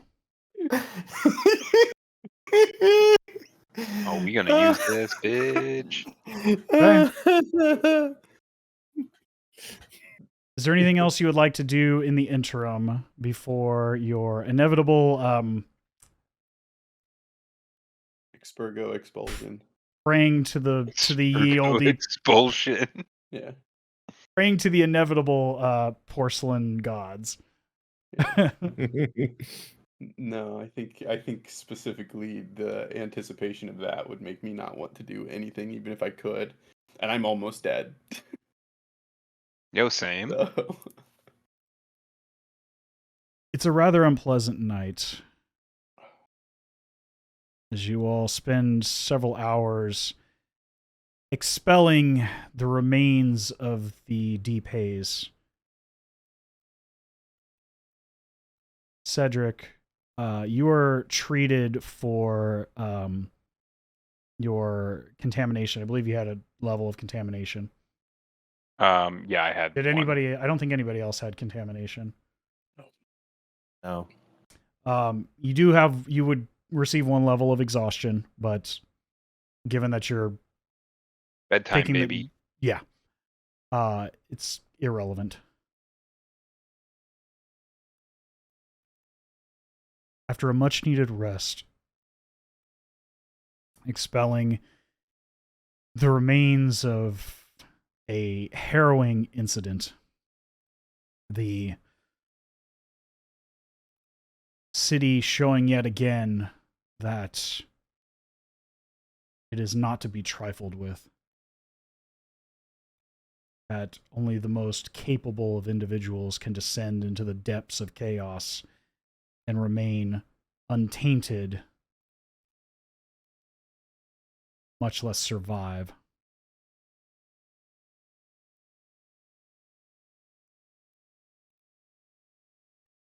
The sun rises early on the eastern horizon.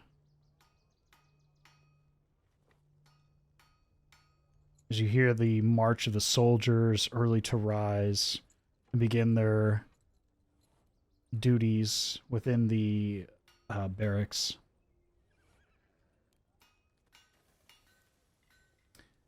You all can take a long rest if you'd like.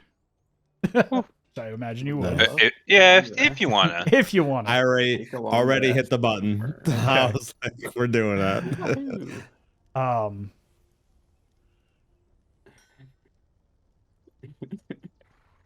It is Clicking on the limited use tab in my actions and scrolling and looking at everything unchecked. How fantastic. Yeah, right. And despite the long rest, you definitely feel the soreness and the fatigue of the prior day's events. As you recall, and I'm sorry, go ahead. I was gonna say, can you run it for Chugrulk? Because I can't click on that. Yeah, I will. I wasn't sure. I was gonna say never mind, because then I thought probably not. But now that I'm thinking about it again, because we're all in a campaign on yours, so you probably could. Yeah, I can. Oh, yeah, that makes sense. Yeah. Yeah, I'll reset his stuff. Awesome. I think. Hold on one sec. Rest. I can try to. I don't. The button for me is next to the campaign. Oh, there it is. Button. I'm sorry. They moved it since the last time. Yeah. There we go. Okay. Cool. Refresh. Fantastic. Okay, so now we can look at everything. Right.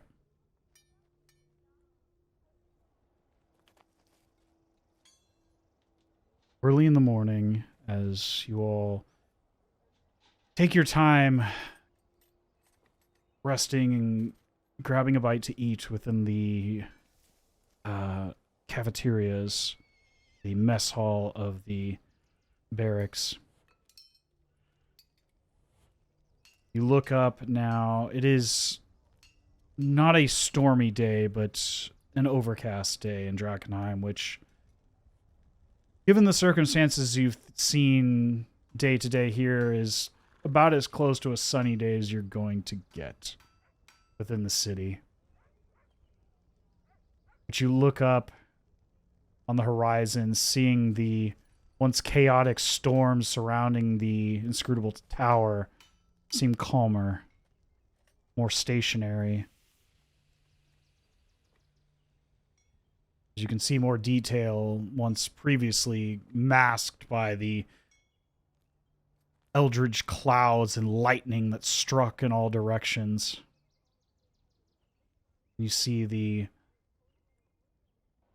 chaotic remains hovering ever so slowly around the break point between the two halves of the tower.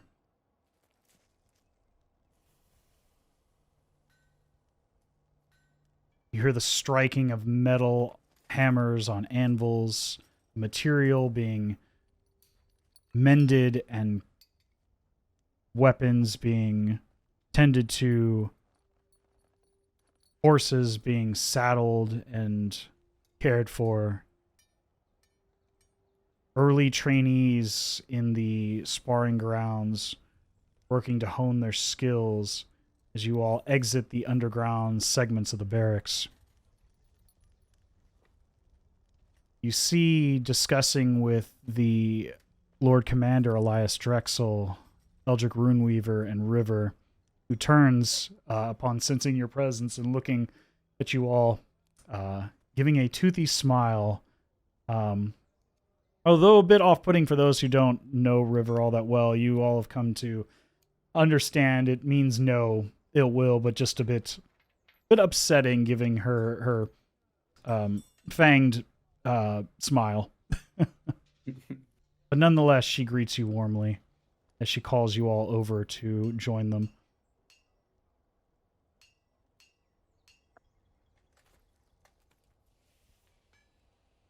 We do so, I guess. Yeah, I would say so. You all seem to be of better health today. How are you doing? You have no idea. Oh, I can imagine. I've heard you've accomplished a great feat. Something that few have even been able to reach in the past 15 years, much less get all the way to the top of the inscrutable tower.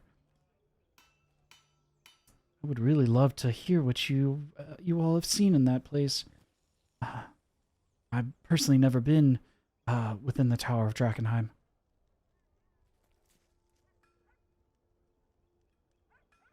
As far as I know, Tim, we've been discussing a number of things, communicating with the leadership of the Academy, the Directorate. Well, Eldrick has anyway.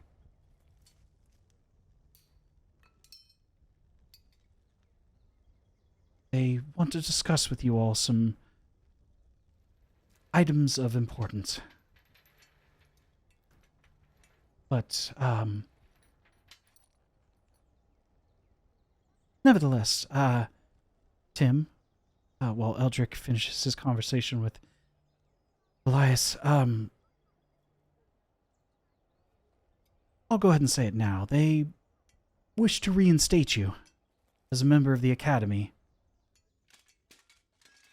given your profound assistance with this matter.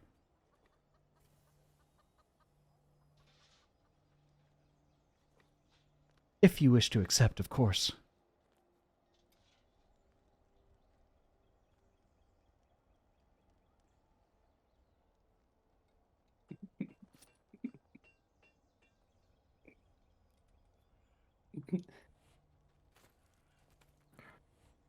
Yeah. I understand you have some reservations, but understand that the resources that the Academy can provide are nigh innumerable. And the access to academia as well as the assistance we can provide as a member would hopefully intrigue you further.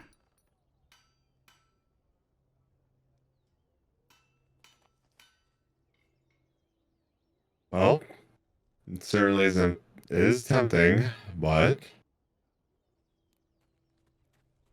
it is not a simple decision, and I will need time. Of course, of course. And at that point, you begin to hear Elias and Eldrick beginning to finish up their conversation as Eldrick begins to approach you all. Good to see you all in one piece. I know what you likely encountered in there was far beyond the understanding of any mortal man, any mortal mage, at least those within the lower ranks.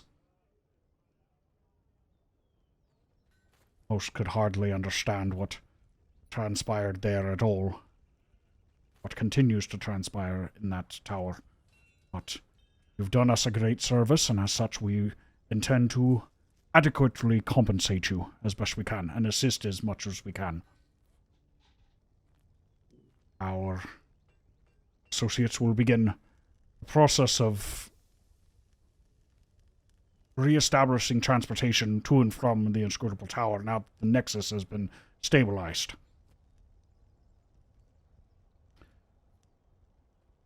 As you've known that as teleportation to and from Drakenheim is severely diminished. The haze does not allow unimpeded transportation via the Arcane, and our networks of transportation circles that were once nigh perfect were disrupted for many years.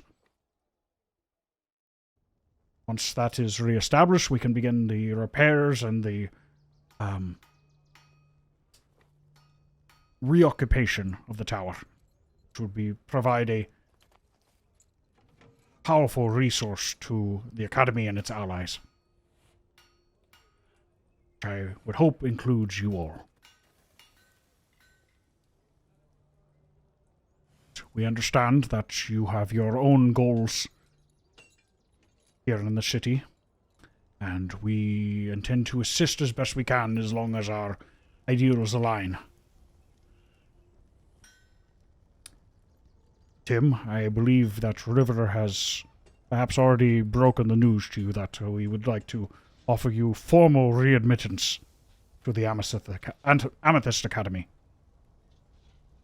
if you so choose. Yeah, she has. I will need time. Of course. And on to the other matter. The inscrutable staff. It is first a seal of the city of Drakenheim, but also a powerful tool to the Academy. It is the representation of the Archmage of the city of Drakenheim, and our interests within it.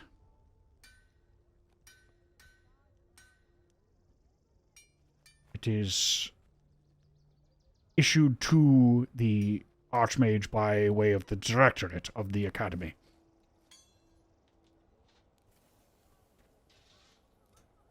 Tim, I understand you've become quite capable after grown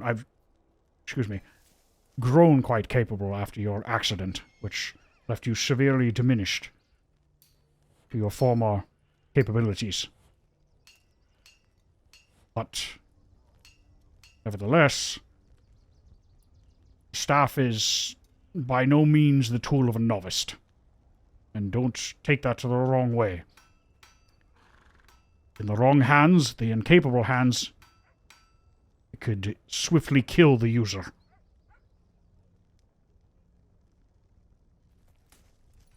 A mage of lesser standing could find themselves eviscerated by the magics within.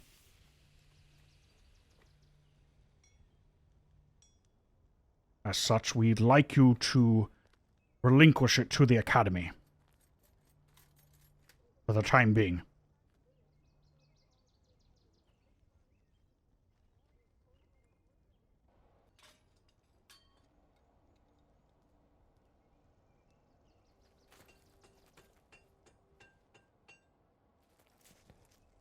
Yeah.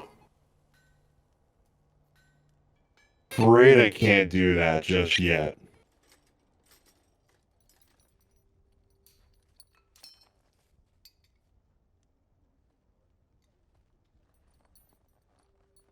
Tim, it's been 15 years we've tried to retake the inscrutable tower. And of course, the key to all of this is that staff.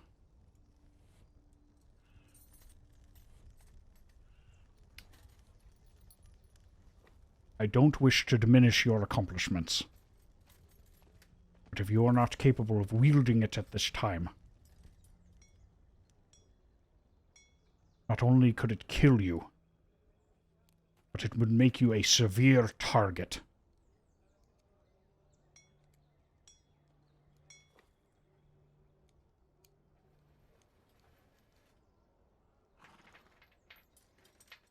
I ask again, will you please relinquish it to the Academy?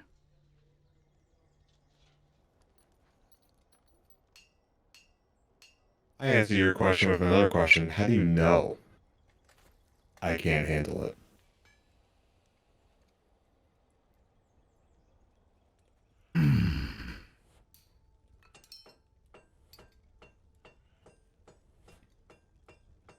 Very well. Come with me then. We're going to need some space. You can prove you can wield it. I will allow it to remain in your possession.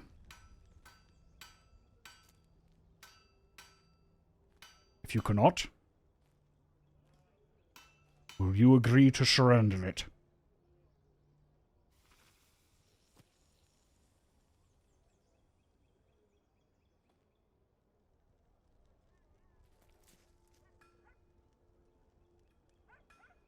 Can I have a word with my compatriots? Of course. But, please, this is a matter of great import.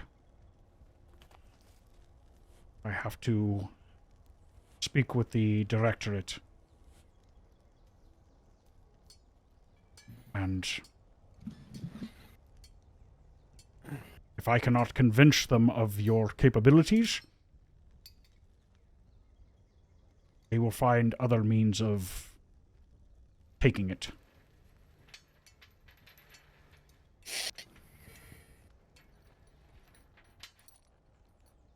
Okie dokie. I do not wish to do any harm to you and your companions. I have no intention of doing it one way or the other. However, the Academy Directorate is, well,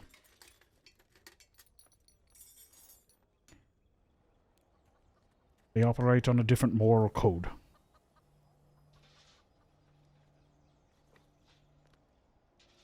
To say the least, they're often might mates right in their minds.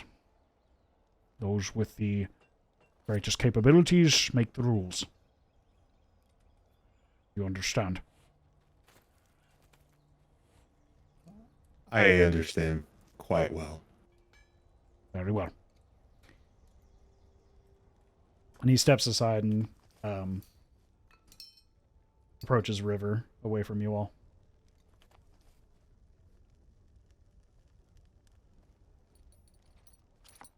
What do you all do? So what's the deal with the staff? Is it? I mean, keep saying it's deadly. What's deadly about it? It's a magic staff. I mean, I read the runes on it. It is quite powerful. But he's downplaying. I believe he's downplaying. He's trying to talk me down, trying to think that I can't handle it. He's trying to twist me. It's not gonna happen. I know I can handle this. I am not. What could go wrong? I mean, if he's right, what happens? If he's right, what happens? You die? How? Like, what's the mechanics of that? I don't understand. It's me, but I'm not concerned.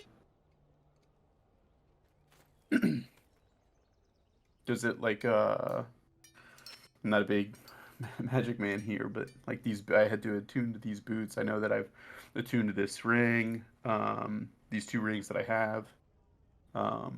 Does it require attunement to use? How do you? I mean, I only held it for a second, but I couldn't tell you right from left.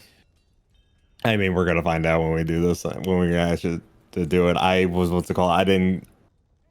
gonna like joke before we went to bed. I'm like, is trying to attune to the staff technically using it? So I was gonna say that last night, but I was like, nah, I'll just let it go. So I don't know. He's gonna try to put me to some type of test. So I'm sure it's gonna come down to some type of roll or some shit. I don't know, but does it require attunement? Yes. Yeah. Yes. Stopper. Yeah, he did say that when I got it. Yeah. Okay. Can we push this to, what is it? Is it a day of, is it 6 hours? What's normal? The boots that I have came pretty quick, but I think the rings took longer. I'm not 100% sure. Yeah. I don't know. I don't mean, really remember. I'm sure when we go do this test, we'll find out how long it's really going to take. But I mean, at this point, really, like, well, because I was saying, if we can postpone the test until tomorrow or something, right? You know, just be like, hey, we need to talk about this. Come up with a plan of what we want to do. Get time to attune. You know, stall to give you time to attune. But I don't know how long it takes. If you attune in 3 hours, you could be like, let's do it after lunch, you know, and then we're good. Or oh, I see what you're saying. I don't understand how does attunement with the staff work? How do you? Oh, that's a good question. Yeah. So are you? All right. So I'll just ask point blank: is this test a form of attunement, or is this something I could try to attune to and then do the test? I guess the good one. You're not certain. Ah, fuck. Okay. So you don't have an innate understanding of how to attune to this weapon, or learned from reading the runes. You don't know how the attunement works. Like with the boots, I put the boots on and then I wore them and I think it was an hour. And after an hour, they gave me sweet feet, right? Like I just put them on, and then eventually they started working. Well, so I mean,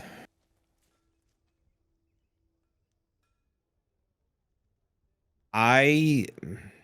So looking at the staff, basically, the staff lets you cast a bunch of shit, and I know how to cast half of it already. Okay. But there's charges on it, so like. Okay, so like it doesn't use spell slots. Yeah, it's got its own. It has its own deal. So I guess in character. So I guess I got so. I think the smart way is I can try to attune to it. See. Yeah, let's just I mean, really, let's just ask him. Let's just ask him if we can have one day. One day I will fucking take a crack at it. Or if I can, if whatever happens, if I could attune to it faster, I'd just be like, hey, Elder, let's go, test time. Let's fucking go. Let's run it. Let's run this gambit. I can do that. But I mean, just based off of the spells that I'm reading on it, I know half of them. So in character, I can be like, I can do this. I know how these spells work. I got this. I can do this. Mm-hmm. Yeah.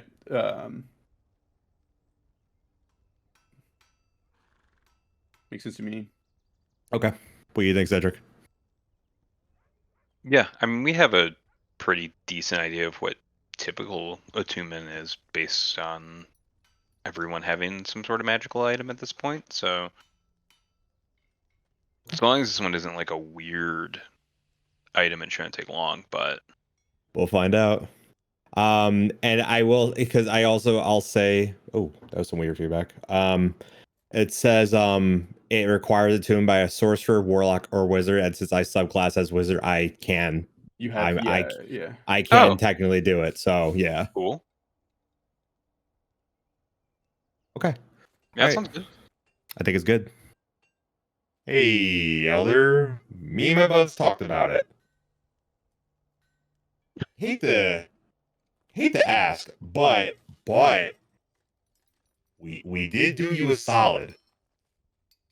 Can I have one more day before we do your trial?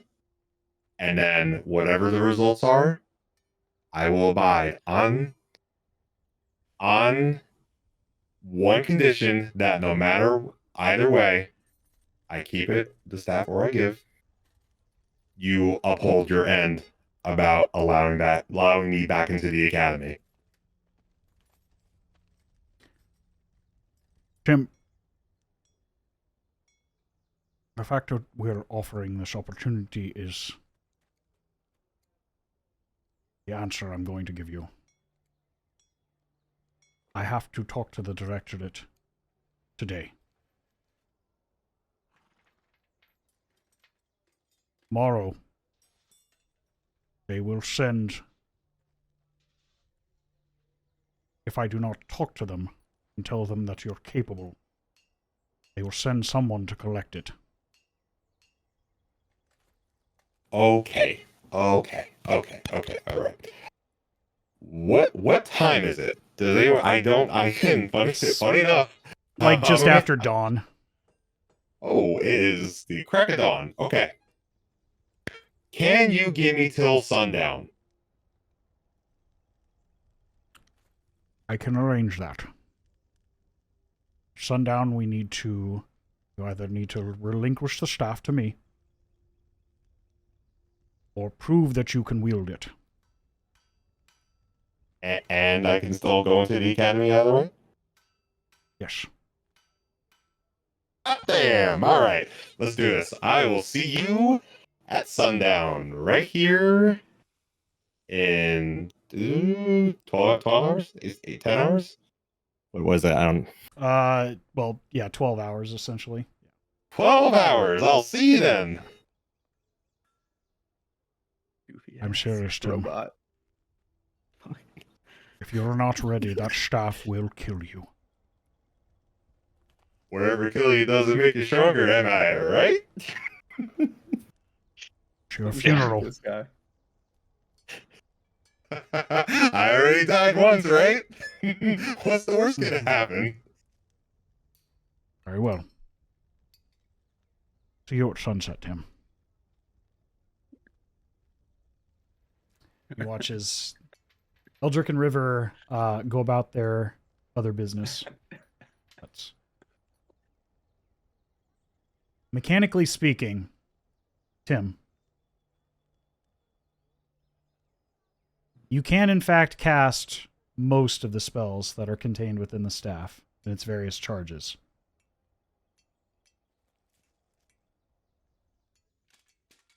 And to give you a bonus, since you all did complete, well, two things. You completed your personal goal, and you all leveled up. Okay. Good for us. So, Yeah, we to did. make this baby. easier on you, go ahead and do your level up now, as opposed to I was going to have it at the end of the session, but considering I didn't know where this would play out and I like where this is going, I will give you this opportunity now.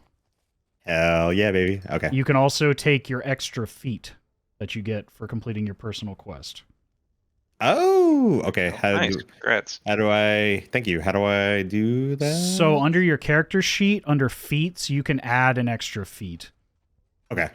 So just keep that in mind. So in addition to your normal level up benefits that you get for getting to level 10, you all can go ahead and do that now. While we're doing that, I'm going to use the bathroom and grab another drink. So I will be right back and take that opportunity while you guys are sorting through that. And then we will talk about, once you guys have done your level ups and everything is current at level 10, I will we'll get to the business about the staff. Okay. So Sounds good. Quick break. I need to pee. You guys still do have that other item that you found that you haven't identified yet. The other item that we found that we haven't identified yet. I don't recall. That brooch necklace thingy, bob. I don't know how to describe it. The necklace. The you found it. You found it among the effects in the level just below the Nexus, the Archmage's office. Did I grab that? Did I grab that and say I'm not handing that to anybody else? I don't know who you gave it to, but you. I don't have it in my inventory. I would assume somebody had it. You knew it was magical. You just didn't have the ability to identify it at the time. Yeah, I don't have it, so I hope you probably still do, Giorgio. But let me check and see if maybe it ended up Okay. in... I didn't tell you what it was yet. I would just imagine you have it. Somebody has it. Yeah, well, Yeah. we can retcon however it goes. Who has that? Do you remember that brooch we found? What? There's like a necklace with a big pendant thing on it that was magical. We found it. We found it the floor below.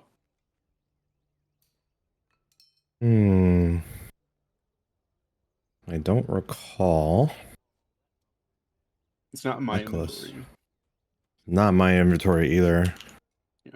Somebody has it. I'm not saying like you just threw it out the window or something, but Yeah, we somebody found figure it Can you out. just describe where we found it again? It was in the Archmage's office in one of the drawers. Can you show us the map? If I see that map where we were looking, then I might recall. Just one sec here.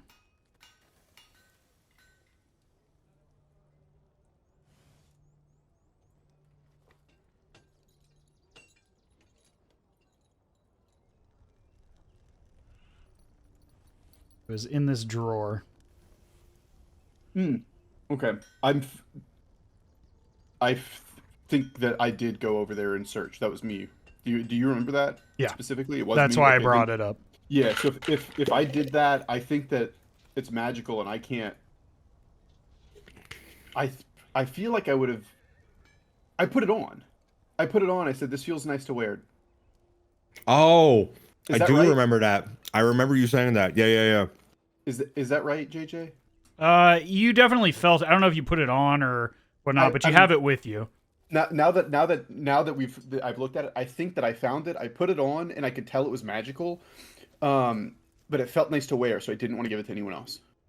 Like, it made me feel good to have it on, and like I think that it's because it does a magical thing, but I can't attune to it because I'm already attuned to 3 things. Right. And so I'm just.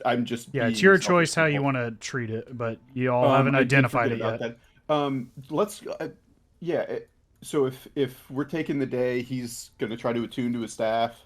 I might as well take it over to somebody who could analyze it for me because I can't do that myself. Hell yeah. Oh, what are your thoughts on that feat, JJ? Yeah, go ahead and take it. I'm not going to stop you from taking a feat if it's there. Okay, cool. It will have an effect, but it's not a get out of jail free card on this one. No, that's fine. I figured it was. Because there are two reasons for this, and I will explain them both momentarily. Sure.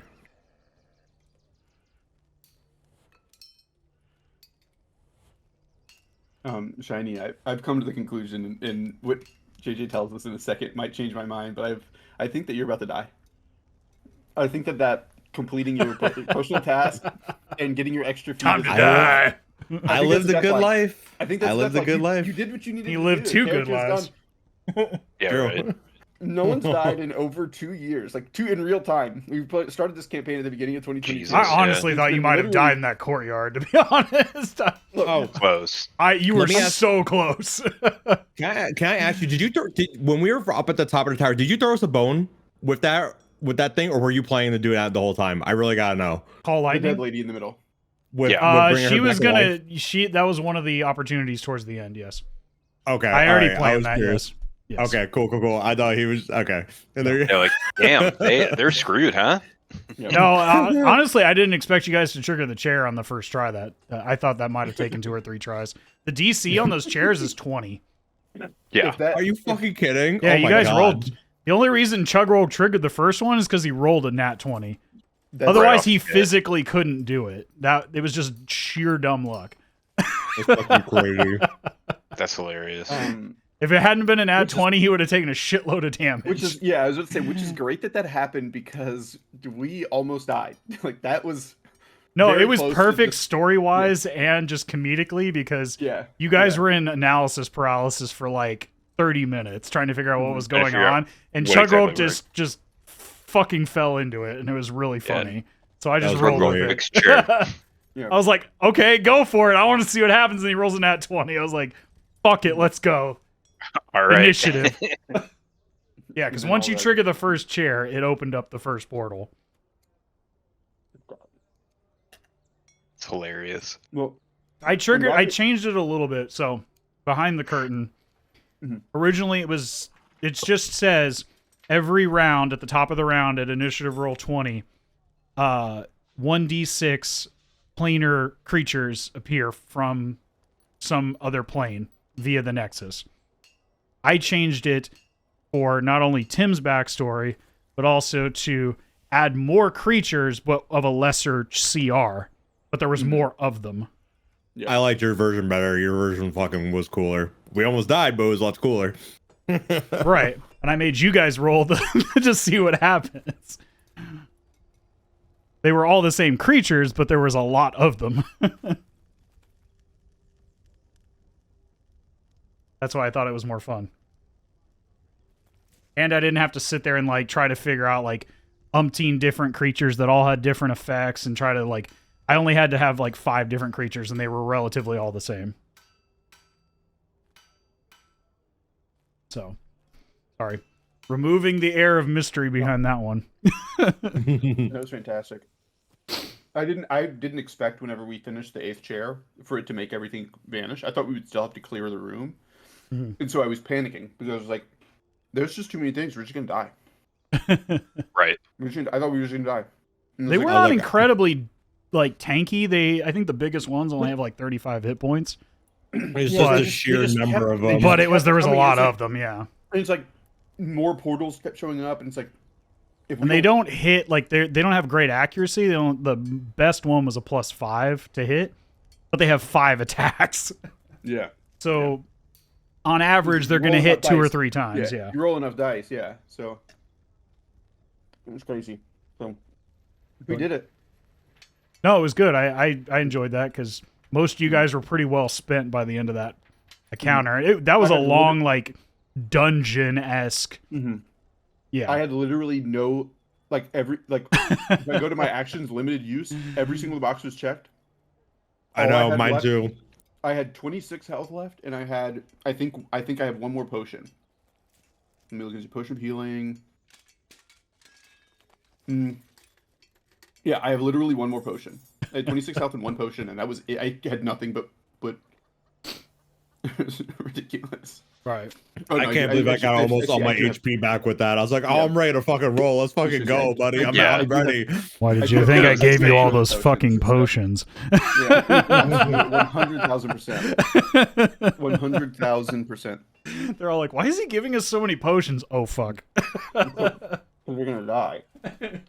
Okay. Anyway. Is there is there somebody that can tell me what this necklace is? Do I have to pay for that? You can certainly, you understand from your past experiences with River and Eldrick that you could certainly discuss it with them. I don't know if Tim, you have the ability to identify. I think you have that. You said you took that feat, correct? Yeah, I did. So you could once per day identify something for free. That would have no bearing on my thing that's coming up. On your attunement. I just want to make sure. Well, Okay. No, because you know what this item is. You just... I'm being weird about this one, so I'm gonna take it somewhere else. Okay. Oh. Yeah. So do you approach... The only people you know of right now that are capable of something like this, besides your companion Tim, would be Eldrick or River. I would ask Eldrick. Okay.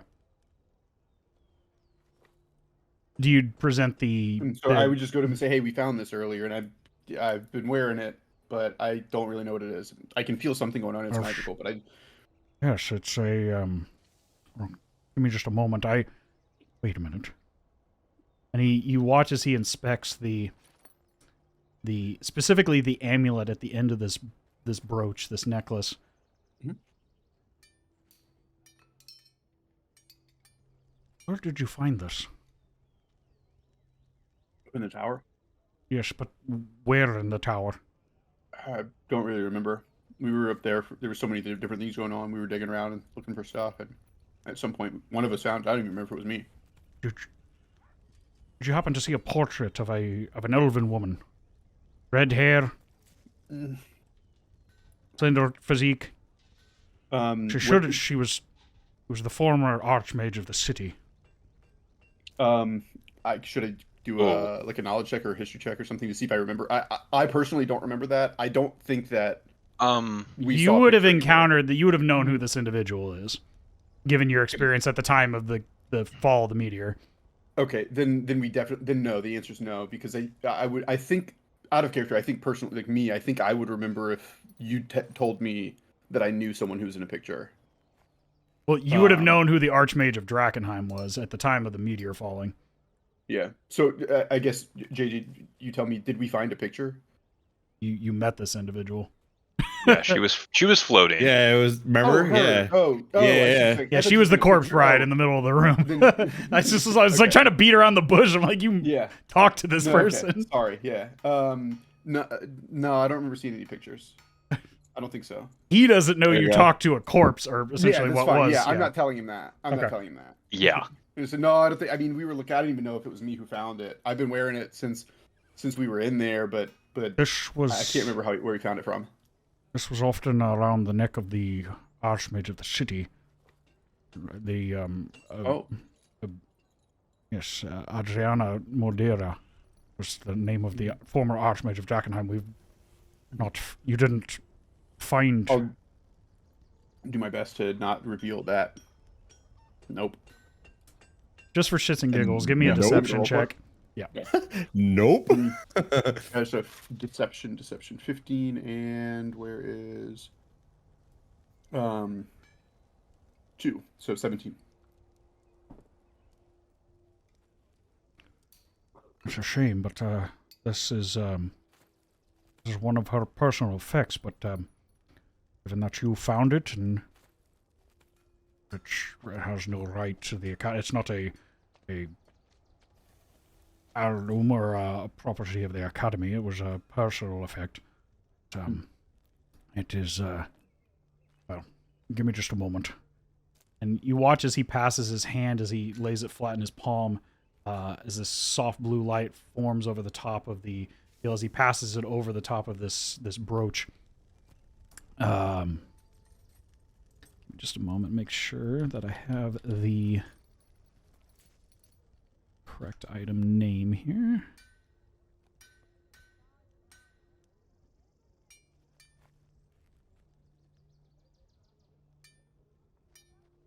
Yes.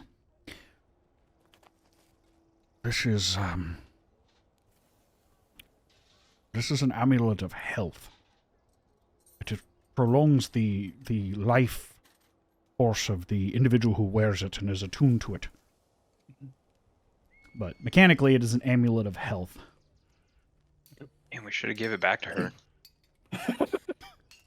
I think she needed amulet. That's like of putting life, a my band-aid guy. on a fucking, like, amputee. That's not gonna work. Funny, but no, it's not gonna work. Not in that instance. This is actually really good. That would be crazy if I attuned to that instead of one of these other things. That is up to you all to decide. I mean, you can break attunement with an item at any time unless it states otherwise. Yeah, I'll just tell him thanks. Of course.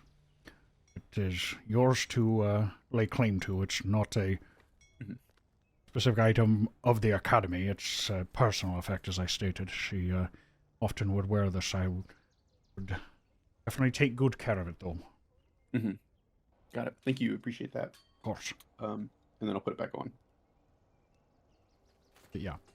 Yeah, you can certainly spend the time it would take to attune to that or break the attunement of another item if you want. Mm-hmm.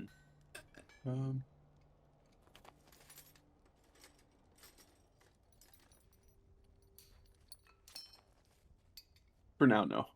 Okay. Tim. Two things. Mm-hmm. The inscrutable staff is the symbol of the city of Drakenheim's Archmage. Also a symbol of an Archmage of the Academy. And although you've been offered readmittance into the Academy, readmittance and being declared an Archmage are two very different things in the eyes of the Academy, as you know.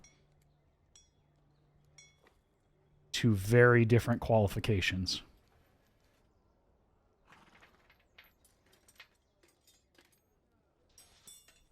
In addition to that,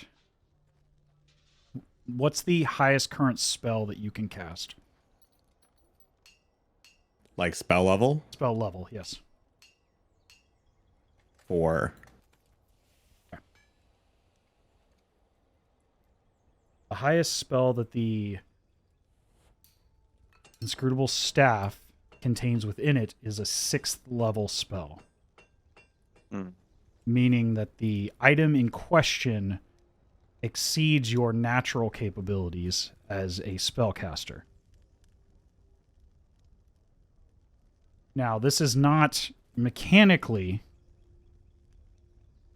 a problem by the rules of D&D.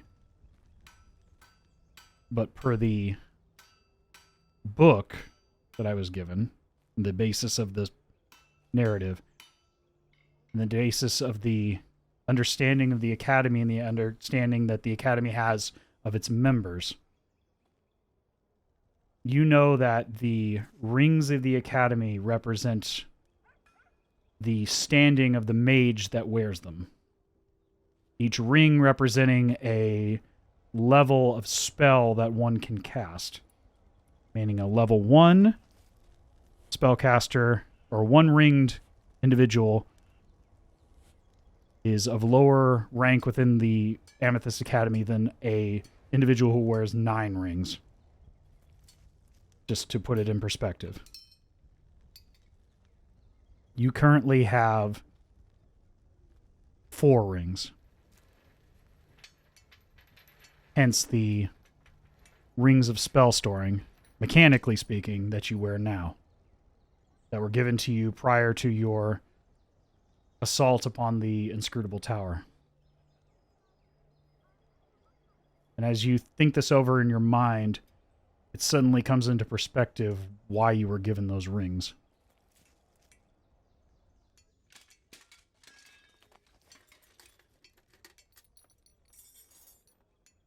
The reason why, as you think this through and you observe the staff, and you read its runes more carefully now that you have time and peace of mind to do so, you realize that the energies contained within this magical item exceed your current capabilities naturally trained as a mageborn, a wizard, and an artificer. Not to say that you aren't capable of casting those spells, but they come with inherent dangers. Hence why, in the context of the academy, students are trained and presented with each ring as they become more capable spellcasters.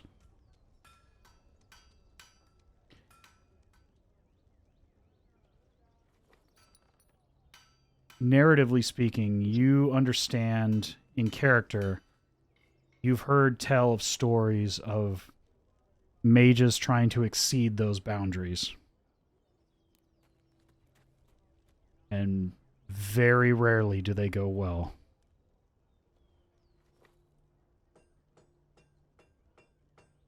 That oftentimes,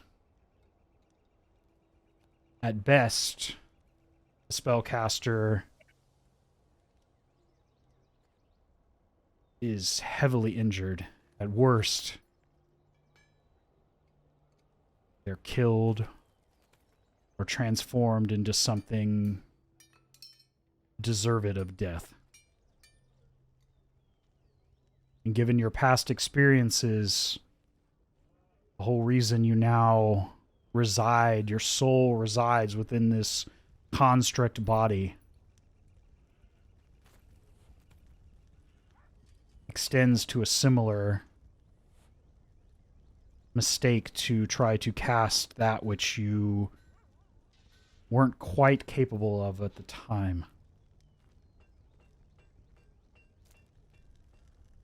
So, narratively speaking,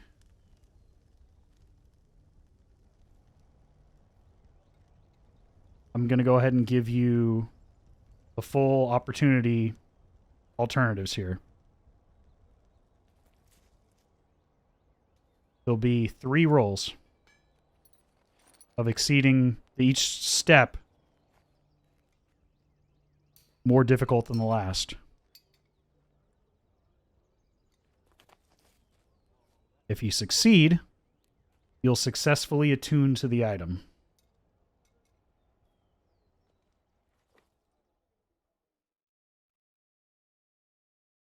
You have to have 3 successes,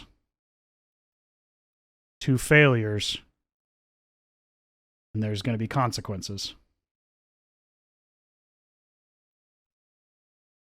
Your companions can assist in any way they wish to,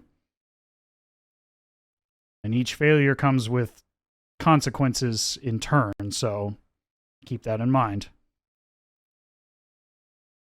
With that being said, do you still want to go down that route?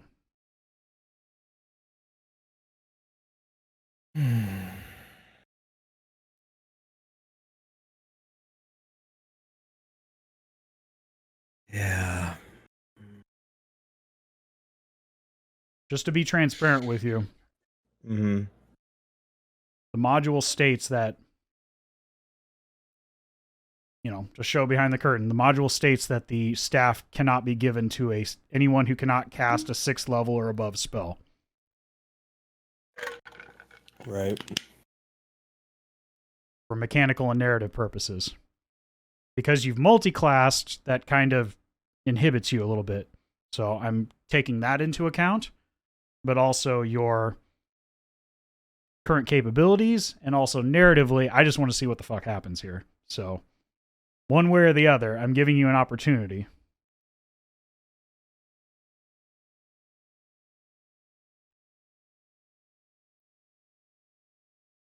But it's certainly not going to be easy. Yeah.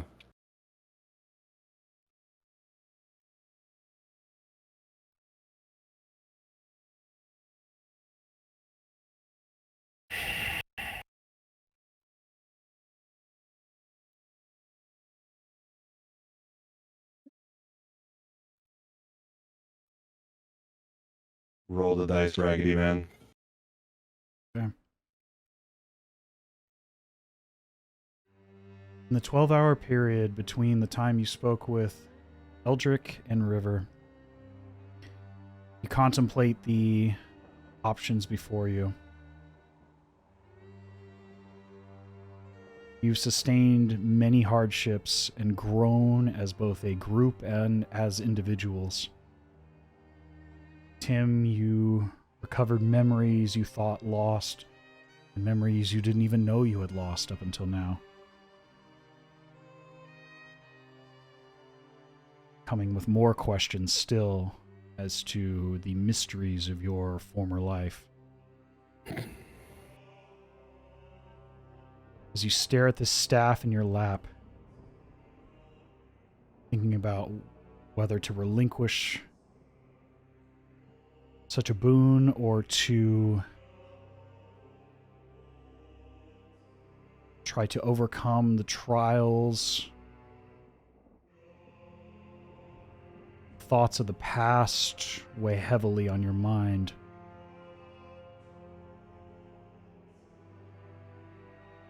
As you contemplate whether or not to relive those moments again, potentially.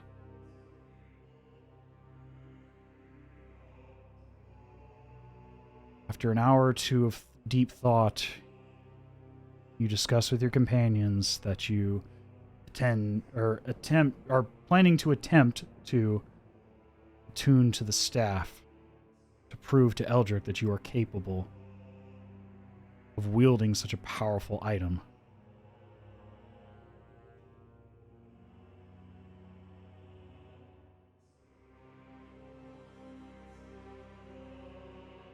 Knowing that this could be potentially dangerous, you step outside the bustling heart of the barracks.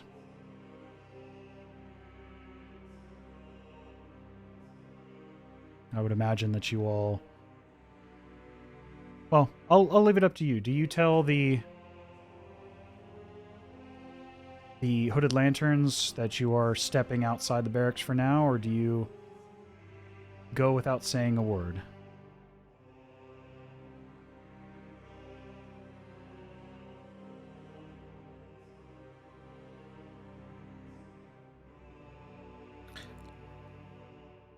I just step outside.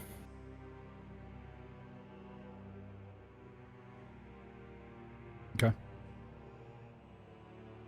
Do you accompany Tim as he discusses his intentions to attune to the staff, or Cedric, Georgio, what's going through your mind?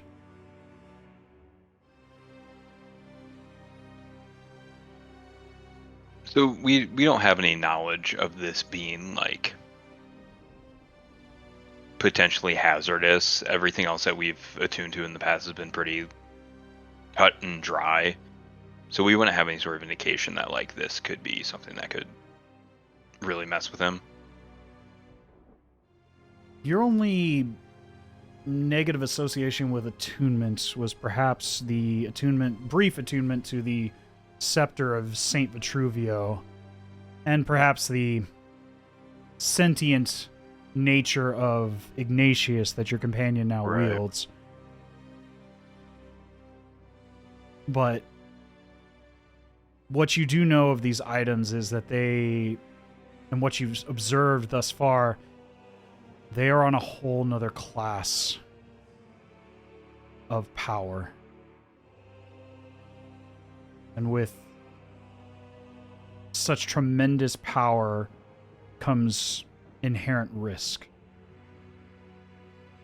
And although you don't necessarily understand the arcane nature of magic, you do understand that overstepping one's bounds in the divine realm can often lead to repercussions. And given that as you observe your companion contemplating, and given the dangerous arcana that you experience within the inscrutable tower, you understand that this item is not to be trifled with. I would imagine that's what your understanding would be, given all the things you've observed.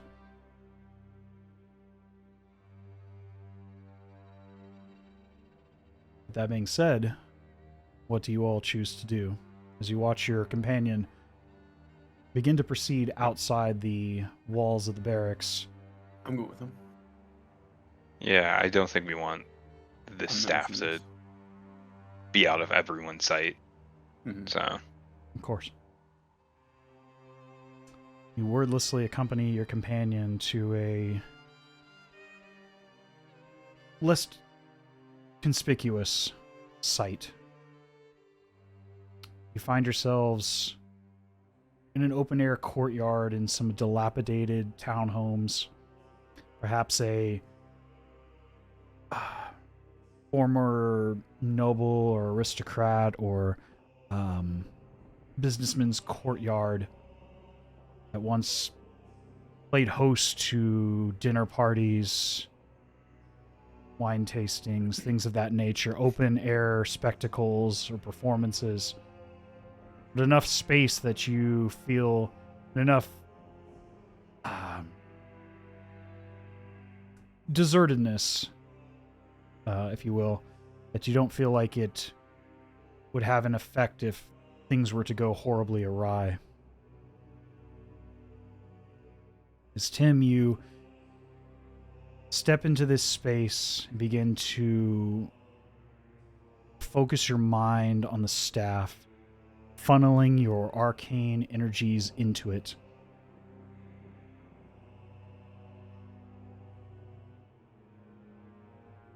This will be a series of 3 rolls with exceeding difficulty each time. 3 successes before 2 failures. Any failures coming with consequences. Georgio, Cedric, as you observe this going on, you're welcome to assist in any ways you know how.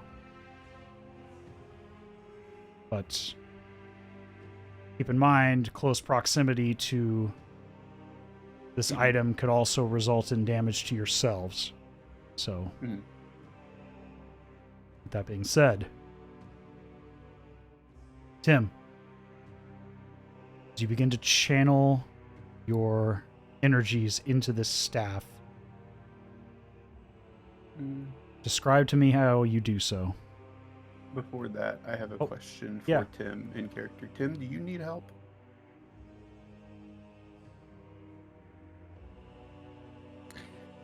I don't believe I will, but if I do, I will make it known.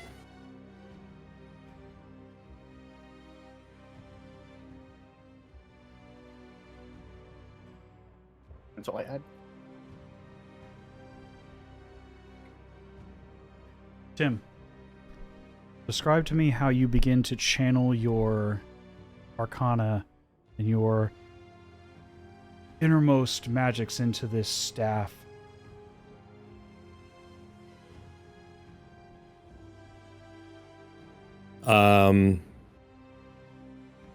So I'll sit down in the center of the courtyard, and then I'm just gonna put the staff in front of me. Like, I'll just lie it down, and now I'll just put my hands on it, and then just try to just match, I guess, the frequency of the staff with myself. That's the best way I can. Having its magic go with me, and my magic going with the hit, trying to like make it web together. Of course. You feel the thrum of energy as this crystal of delirium encased in finely made glass at the end of the staff begins to softly glow. You feel the vibration of the metal. Unlike before, where you dropped the end of the staff on the ground and felt nothing, you now feel the thrum of energies radiating off of this staff,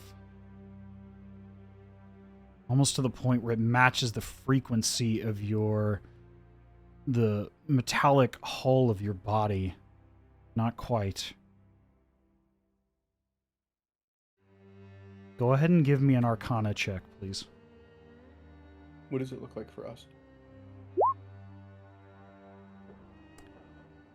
You watch as 19. Tim focuses, not unlike what he normally does when he casts, but far more intention. And although there's no physical movement of the body, like you would see in the tensing of muscles that you know as a soldier, what to look for when a soldier goes to make an attack or to parry a blow or to dodge out of the way, the movement of the muscles and the sensation of watching your opponent. You don't see that in Tim, but it's almost like you can sense it. You can feel the vibration, the body of his form. You can feel the thrum of energy around him as you stand within this kind of 30 or 40 foot courtyard space, this sort of what you would imagine was probably some sort of perhaps a horse riding space or some sort of open dance hall type space. You can feel the thrum and the slow vibration of rocks, and you can kind of see the bits of loose debris and dirt and straw that remain in this area kind of move and shift as more of his energy begins to pour into this item. Cedric, what are you doing while this is going on?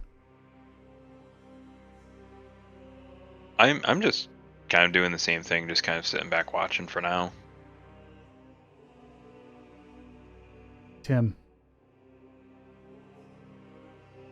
you feel you're on the right track as you begin to pour more of your energies into this item.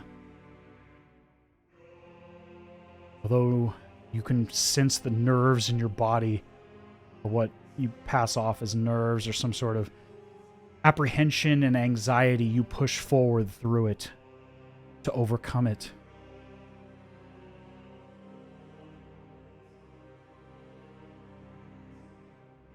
You watch, or Georgio, Cedric, and Chugrulk, you watch as the crystal on the end of the staff begins to glow brighter. More intensity. You can visibly see that the metal of the staff is vibrating. You can see the gentle hum almost nearly half an inch to an inch outside of its main center of mass. The rocks and the debris and the dirt around it now beginning to shake more heavily. Tim, go ahead and give me another Arcana check.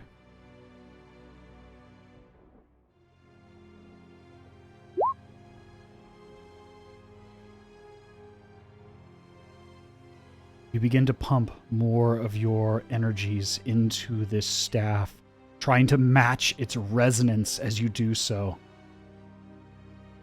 As it vibrates, you can feel the heat on the palms of your hands.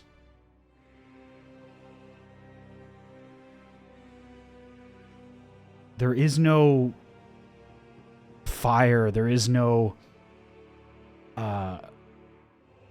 source of warmth to this item, and yet you feel heat coming off of it. Like an uncomfortable amount of heat, as if it was going to enough to melt the metal palms that you now bear. And yet you persevere. Oh, fuck. That was a lot of dice. That was a lot of dice. And they're all natural ones. Tim, you take 38 points of force damage as your body begins to vibrate, but yet you persevere through it. You feel your... Go ahead. How far are we from him? You tell me. This courtyard itself is about 35 feet in diameter. He is sitting in the middle, so you can't be more than diameter. Okay. So you're probably no more than 15 feet away, at the very most. No, never mind. Go ahead. Cedric, what are you doing? I mean, I can tell that he's getting hurt in some form or fashion. It's just not like all internal. It's actually like him taking damage and reacting to it. You can see the parts and pieces of his hull, like the various like servos and circuits that connect the various parts are almost vibrating apart from the force of this resonance. I'm still just standing on the sidelines, and I'm just gonna scream at him. Hey, you're doing great, buddy. And that's gonna be me casting guidance on him. Okay. So you have an extra D4 to add to your rolls. Hell yeah. Tim. Thank you. As you say these words to your companion, you can feel the thrum of arcane energy emanating from this item. You are so close to matching its resonance, so close to bending it to your will through sheer force of will. Describe to me what you are feeling and what you are thinking in this moment.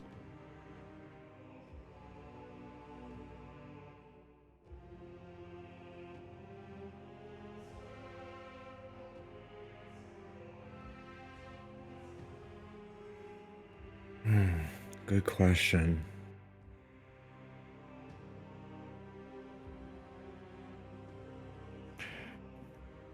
I feel the immense heat across my body. It feels like it's burning, but at the same time it doesn't hurt. It feels like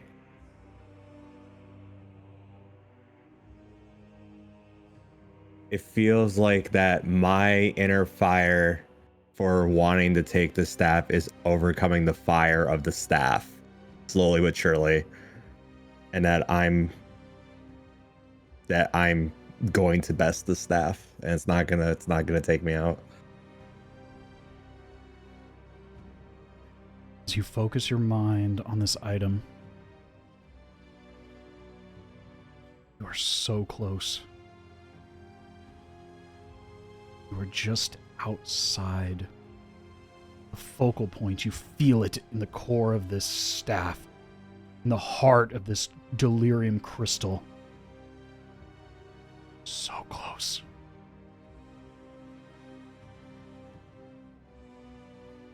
Give me one more Arcana roll.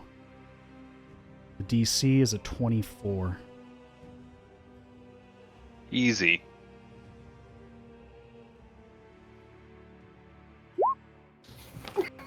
No way. A nat 20 to finish it, huh? That's so stupid. That could not be more cinematic if he tried. Yo, That's something. that's something else, bro. Holy shit. Yeah, the DC started at a 19, and yeah. 19. Yo, it was a 19? Oh matched my it. That's fucking pretty sick. god. What was the second one? The second one was 22. Holy Damn, dude. Nice. Or I'm sorry, Dude, that's 20, fucking 21. awesome. Yeah, it goes up 2 every time. That's fucking That's so funny. nasty. Nevertheless, you do take some damage here. to I'm follow okay with through. it. Okay. You feel the force reach its apex And you all watch as this staff is damn near vibrating a hole in the ground. As Tim begins to bend it to its will. It's like that optical illusion. The people trying to bend With the rubber pencil. with the pencil. Oh, that's But Tim is the pencil. And the staff is not moving. Yeesh. Go. I have psionic protection. I'll let you know. I'm just using it. Okay, I appreciate it. It's a reaction when you take damage. It's going to be 5 less than whatever stopper rolls. Okay. You take 51 points of force damage. Yes, Oh, does that please. knock you down? I have psionic power protective field to reduce that by 5 damage. Just I don't know if that makes a difference. It sure does because I only have 50 HP.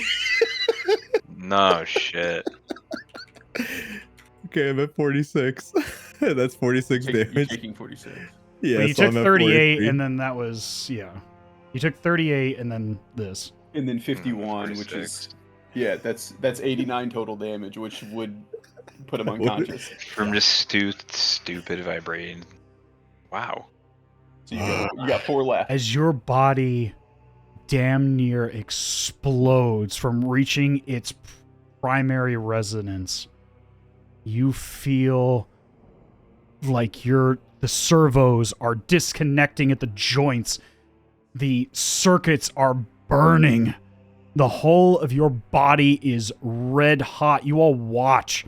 You can see it now. His shoulder, his armor plating is damn near golden with heat. Telekinetic. You can feel it Yeah. just from the sheer vibration of this, And I'm just resonance. telekinetically holding him together just a little bit. and you feel the force of will from your companion holding to you together at the last moment as you feel yourself being ripped apart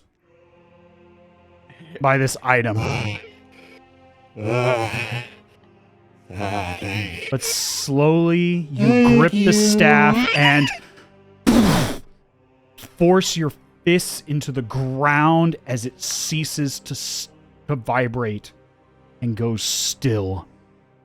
And you can watch as the steam radiates off your companion from the sheer heat that this force caused on his body.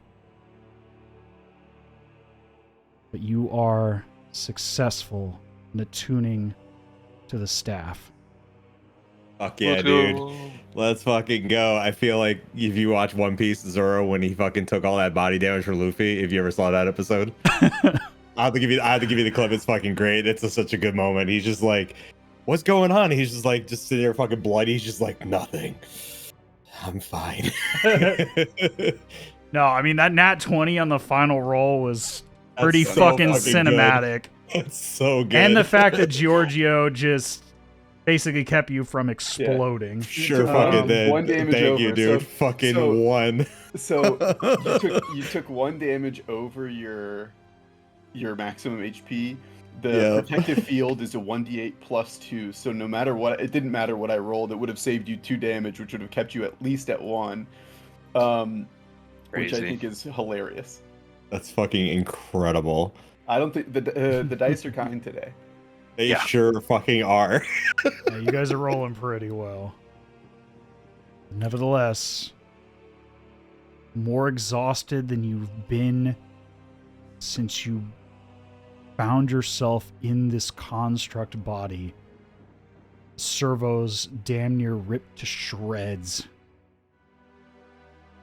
But you feel another force of will, another power coursing through you as you pick yourself up, holding yourself against this staff as you drive the butt end into the dirt and lift yourself onto your feet once more. As it remains still between your hands.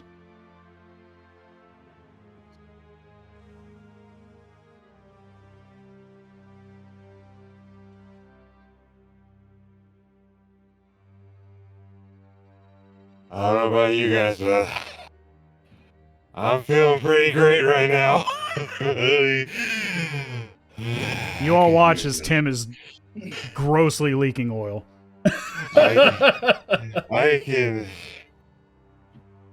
I know I don't sleep, but I could sleep. I could sleep pretty good right now. I could use 25 naps maybe.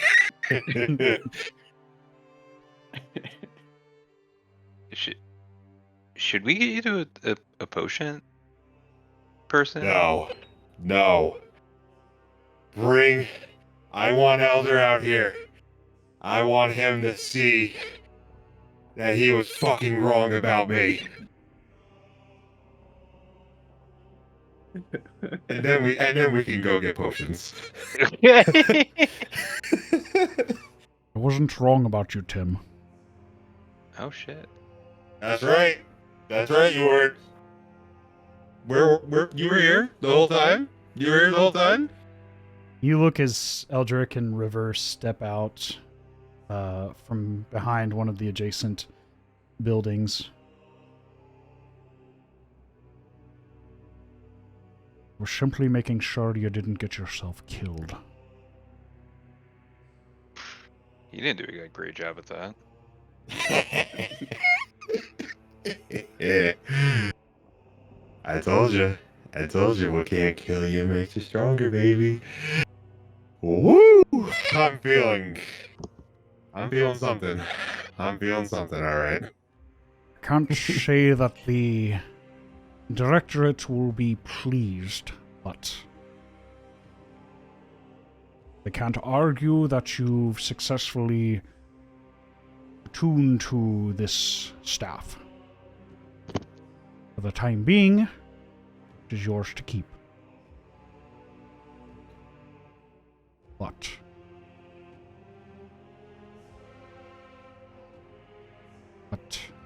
does not benefit you the title of Archmage just yet.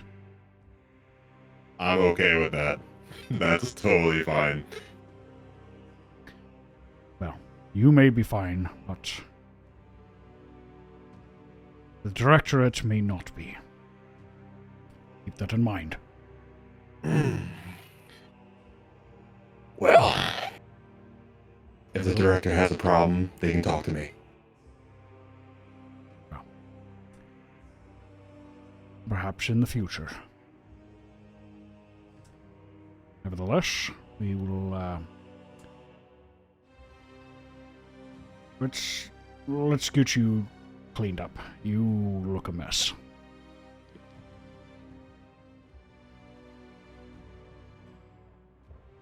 Also, you've got a bit of oil everywhere. I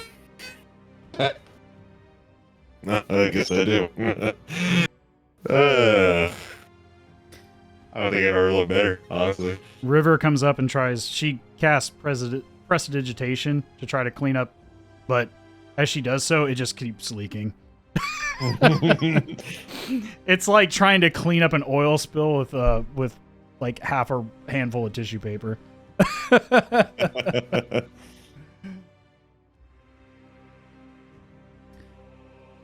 But that, your companion narrowly escaping what could have been a dangerous situation, but nevertheless you find yourselves successful in overcoming the trials and dangers of the inscrutable tower. You've successfully secured a seal of the city of Drakenheim, obtained valuable knowledge, new gifts, new powers. Where that takes you moving forward is yet to be seen.